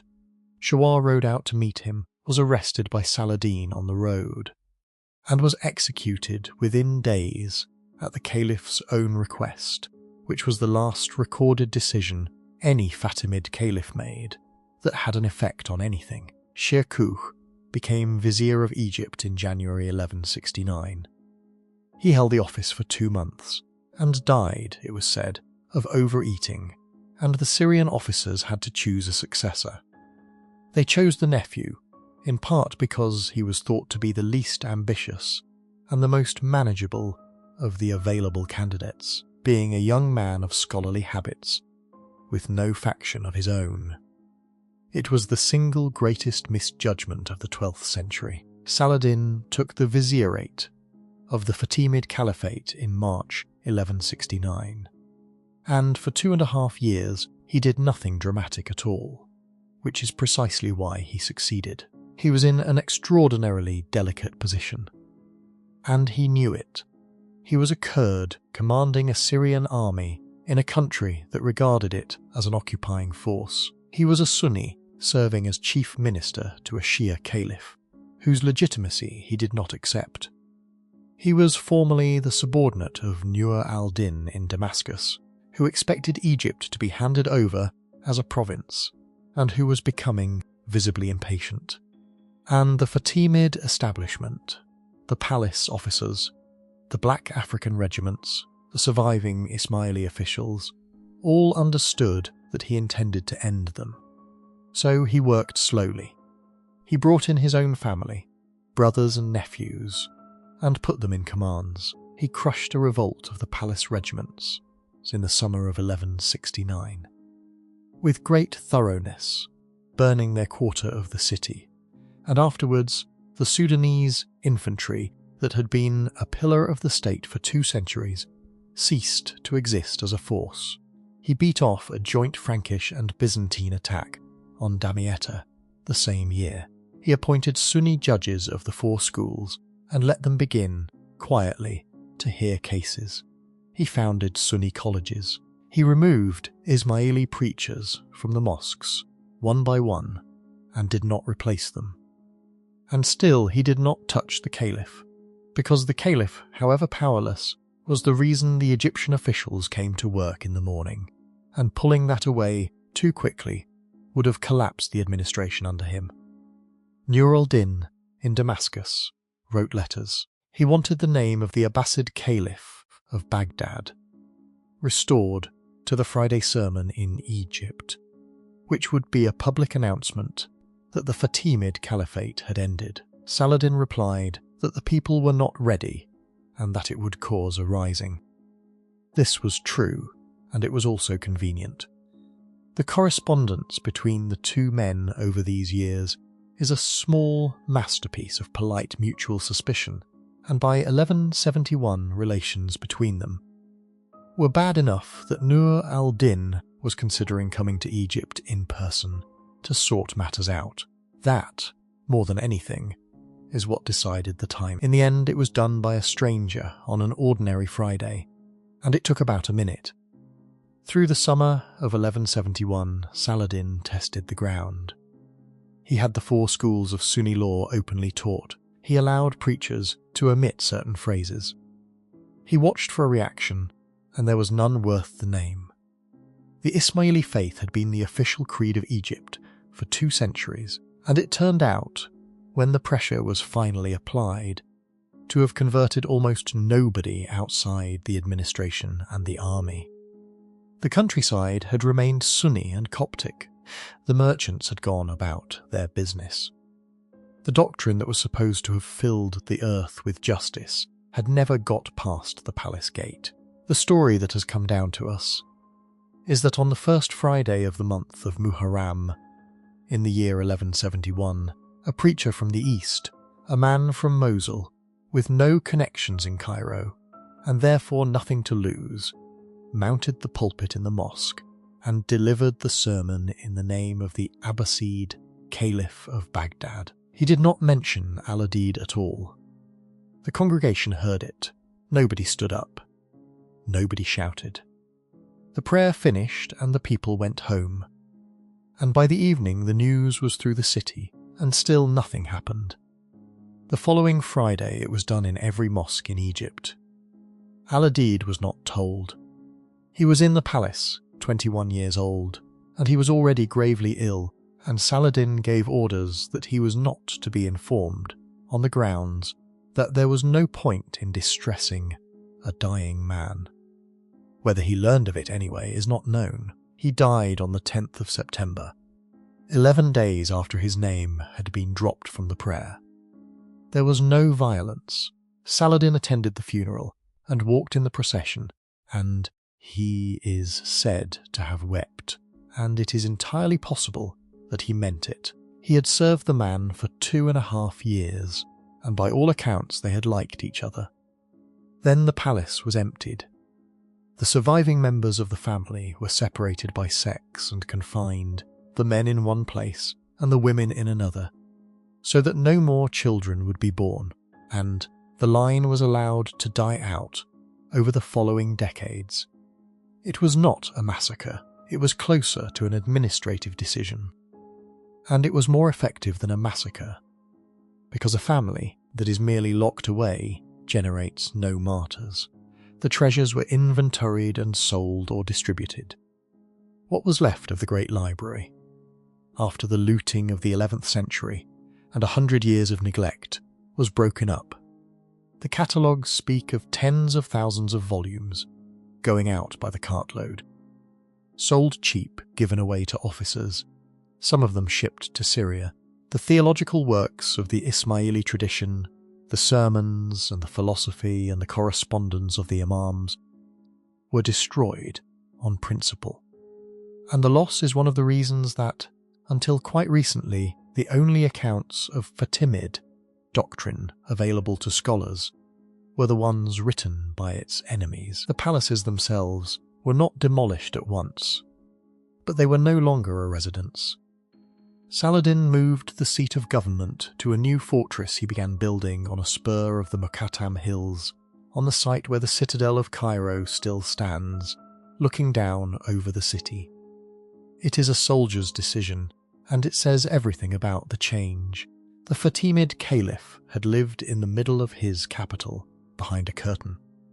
The new rulers of Egypt lived above it, behind a wall, where they could see who was coming. Saladin ruled Egypt for another 22 years, and became the most famous Muslim of the Middle Ages, retaking Jerusalem in 1187, and fighting the Third Crusade to a standstill. The dynasty he founded, the Ayyubids, held Egypt and Syria for 80 years, and was replaced in turn by the Mamluks, the slave soldiers who had served it. The walled city that Jahar laid out on that unlucky night in 969 filled up spilled over its walls, absorbed the ruins of Fustat, and went on growing until it became what it is now, one of the largest cities on earth. And the caliphate that had built it was, within a generation or two, so thoroughly forgotten in Egypt that ordinary people walking past its monuments no longer knew who had put them there. It is worth asking, at the end, what actually survived. The mosque survived. Al-Azhar, built by Jahar in 970 as the pulpit of a revolution, was closed for Friday prayer by Saladin and left largely idle for a century. Then it reopened under the Mamluks. And it grew, and the Ottomans endowed it, and the students came from further and further away, and by the modern period, it had become the central institution of Sunni religious learning in the world, with faculties and a library, and graduates in every country where Muslims live. It is very probably the oldest continuously operating university on earth. Its founders would find the fact appalling, and there is something in that which is worth sitting with, because it is what usually happens to institutions. They outlive the belief that made them and get used for something else. The gates survived. Badr al-Jamali's Armenian engineers built the northern and southern entrances of Cairo out of dressed stone in the 1080s, with rounded and squared towers, arrow slits, vaulted chambers, and a quality of joint work that the Crusaders admired and copied. Bab el-Futur, the Gate of Conquests. Bab el-Nasser, the Gate of Victory. Bab Zuwayla in the south, where the drums were beaten, and, in later centuries, where they hanged people. All three are still standing with traffic going round them, and you can climb the towers. The Mosque of Al-Hakim survived, more or less, at the northern edge of the old city. So did the Mosque of Al-Akmar, with its carved stone facade, one of the earliest in the world designed to line up with the street rather than with the building behind it. A small piece of urban thinking 8 centuries ahead of its time. The objects survived, scattered, the rock crystal ewers, 6 or 7 of the great ones, in Venice and Florence and Paris and London. The lustre bowls, dug out of rubbish heaps at Fustat by the sackload in the 19th century, showing dancers and hunters and priests and Christian saints, because the potters worked for whoever paid. The carved ivory panels, the bronze animals from palace fountains, a griffin nearly a metre high that ended up on the roof of the cathedral in Pisa and stood there for 600 years, while nobody could explain how it had come. The Tyraz textiles in European reliquaries. The letters survived in the storeroom in Fustat, and they are the most valuable thing of all, because they are the only body of ordinary voices we have from that world. And the communities survived, which nobody at the time would have predicted. The Nizaris, the followers of the murdered prince, held their mountain fortresses in Persia and Syria for 160 years, until the Mongols came in 1256 and took Alamut and burned its library. And the surviving Ismailis scattered into Persia, Afghanistan, Central Asia, and the mountains of northern India, where they lived quietly for centuries as an obscure and much slandered minority. In the 19th century, their imam moved to India and took a title from the Persian court, and the line has continued unbroken to the present day. And there are perhaps 15 million of them now, and their leader is known as the Aga Khan. That is a direct institutional descent from a succession dispute, settled in a Cairo palace in 1094. The Tayyibid, the followers of the vanished infant, kept their tradition alive in the mountains of Yemen and then in Gujarat, and carried with them, in manuscript, copies of the Fatimid theological texts that Saladin's men had burned in Egypt. When Western scholars finally gained access to those private libraries in the 20th century, whole centuries of Ismaili thought came back into the light, and the history of the dynasty. Had to be of the dynasty, had to be written from something close to scratch. Because for 800 years it had been known only through the testimony of the people who destroyed it. The Druze survived in their hills, waiting for a caliph who rode into the dark in 1021 and was never found. So the Fatimids did not really vanish, they dispersed. The state failed completely, and the ideas walked out of it in a dozen directions and are still walking. What remains hardest to explain is the beginning. A handful of men in a Syrian farmhouse hunted, holding a secret that most of the world considered an absurdity, sent one missionary to a mountain range at the other end of the known world. He was gone for 17 years, and out of that came a caliphate, and a capital that is still the largest city in the Arab world, and a mosque still teaching, and a fleet on the Red Sea, and gold coins that Italian merchants trusted more than their own, and a treasury of carved crystal, and 3 living religious communities scattered from Lebanon to Gujarat. Almost none of it lasted in the form intended. Almost all of it lasted in some form.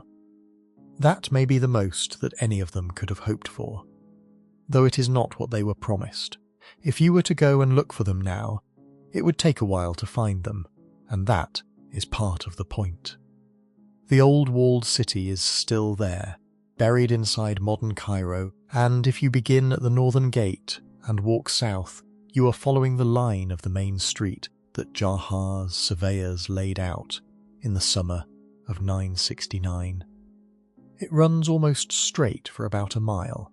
It is one of the oldest streets in continuous use anywhere. In the mornings, it is loud with handcarts and motorcycles, and the shutters going up. And the men who sell copper and lamps and spices call across it to each other, and there is very little to tell you that any of it is unusual. The gate itself is enormous and easy to miss, because there are buildings leaning against it on both sides, and a road running under the arch.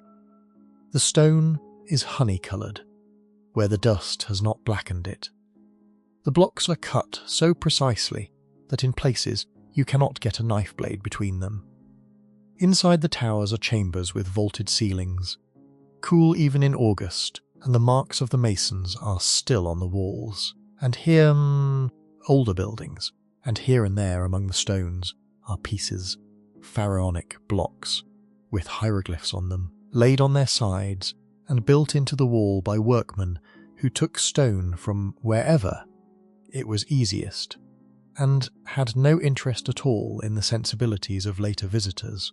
Walk south, and you pass the Mosque of Al-Hakim, huge and rather stark, with 2 strange stone minarets that were half buried in massive square casings after an earthquake, so that they look like towers growing out of blocks. It stood in ruin for centuries. It was a prison for Crusader captives at one point, and a warehouse, and a boys' school, and a store for antiquities. And then in the 20th century, it was restored and given back to use. And now the sound of prayer comes out of it again 5 times a day. Further along, on the left, is the small facade of Al-Akmar, the moonlit mosque, its stone carved into shells and medallions and bands of writing. The street level has risen so much in 900 years that you look down at the doorway rather than up. Then Bayn al-Kasrin, between the 2 palaces. There are no palaces. There is a broad stretch of the same street, lined with the enormous stone facades of Mamluk buildings, tombs and schools, and hospitals put up 200 and 300 years after the Fatimids were gone. On the ground where the palaces had been, out of the stone the palaces were made of. It is a magnificent street, and it is entirely a replacement. The 4,000 rooms, the golden gates, the aviaries, the treasury of tents, the library of 100,000 books, the curtain that was drawn back at the moment of audience, all of it stood exactly here, and there is nothing. A little south of that, set back from the street behind a wall, is Al-Azhar, and it is not quiet at all. It has been added to by every dynasty that ruled Egypt, so that the courtyard is Fatimid, and the gates are Mamluk, and the minarets belong to 3 different centuries. And none of it matches, and it is full of students. And it has been full of students almost continuously since it opened. And then, if you keep going south and west, past Bab Zuwayla, with its 2 minarets standing on the old towers, you come eventually to the place where Fustat was. There is not much. There are mounds. There are excavated foundations, low walls in a grid, the outlines of houses with their courtyards and their drains and the sockets where columns stood. There are potsherds everywhere, thousands of them, so many that they crunch. Somewhere under all of it is the ash from the fire of 1168. Nearby the old synagogue still stands, restored, and you can go into it, and the storeroom is empty now because its contents were taken to Cambridge and New York and Oxford and Leningrad in the 1890s, and are still being read 130 years later. This is what a civilization looks like after 800 years. Not ruins in a desert, dramatic and empty, but fragments folded into a living city that has other things to do. A gate with a road through it, a street with the wrong buildings on it, a mosque that changed its mind about God and kept going, a hill of broken pottery, and it is worth remembering how much of the story we have just followed was never written down by the people who lived it, and how much of what was written by those who hated them. For most of the last 8 centuries, everything the world knew about the Fatimids came from Sunni chroniclers of the following dynasties, men who were certain the caliphs had been impostors and said so on every page. The dynasty's own literature was burned. Its doctrine was known only as a caricature. Even the name of the founder was in dispute. It was only in the last 100 years or so, as manuscripts came out of private libraries in Yemen and Gujarat, and the mountains of Central Asia, copied and recopied by hand through centuries of concealment, by communities who had every reason to keep quiet, that the movement began to be able to speak in its own voice again.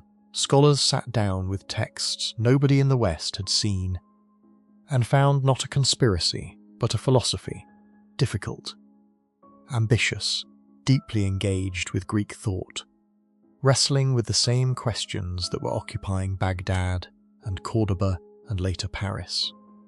Which is a reminder, if one is needed, that the silence of the record is not the same as the absence of the thing. History is not what happened. History is what somebody troubled to write down, and somebody else troubled to keep. And the gaps in it are usually where somebody won, so the Fatimids come down to us in pieces. A raven on a rope in the dark, a schoolteacher on a grey donkey coming down out of the mountains, a missionary weeping in the street at Sijil Massa, a caliph riding into the hills at night and not coming back, a vizier sailing in winter, because nobody sails in winter, a city burning to keep an army out, a preacher from Mosul climbing into a pulpit and quietly leaving out a name.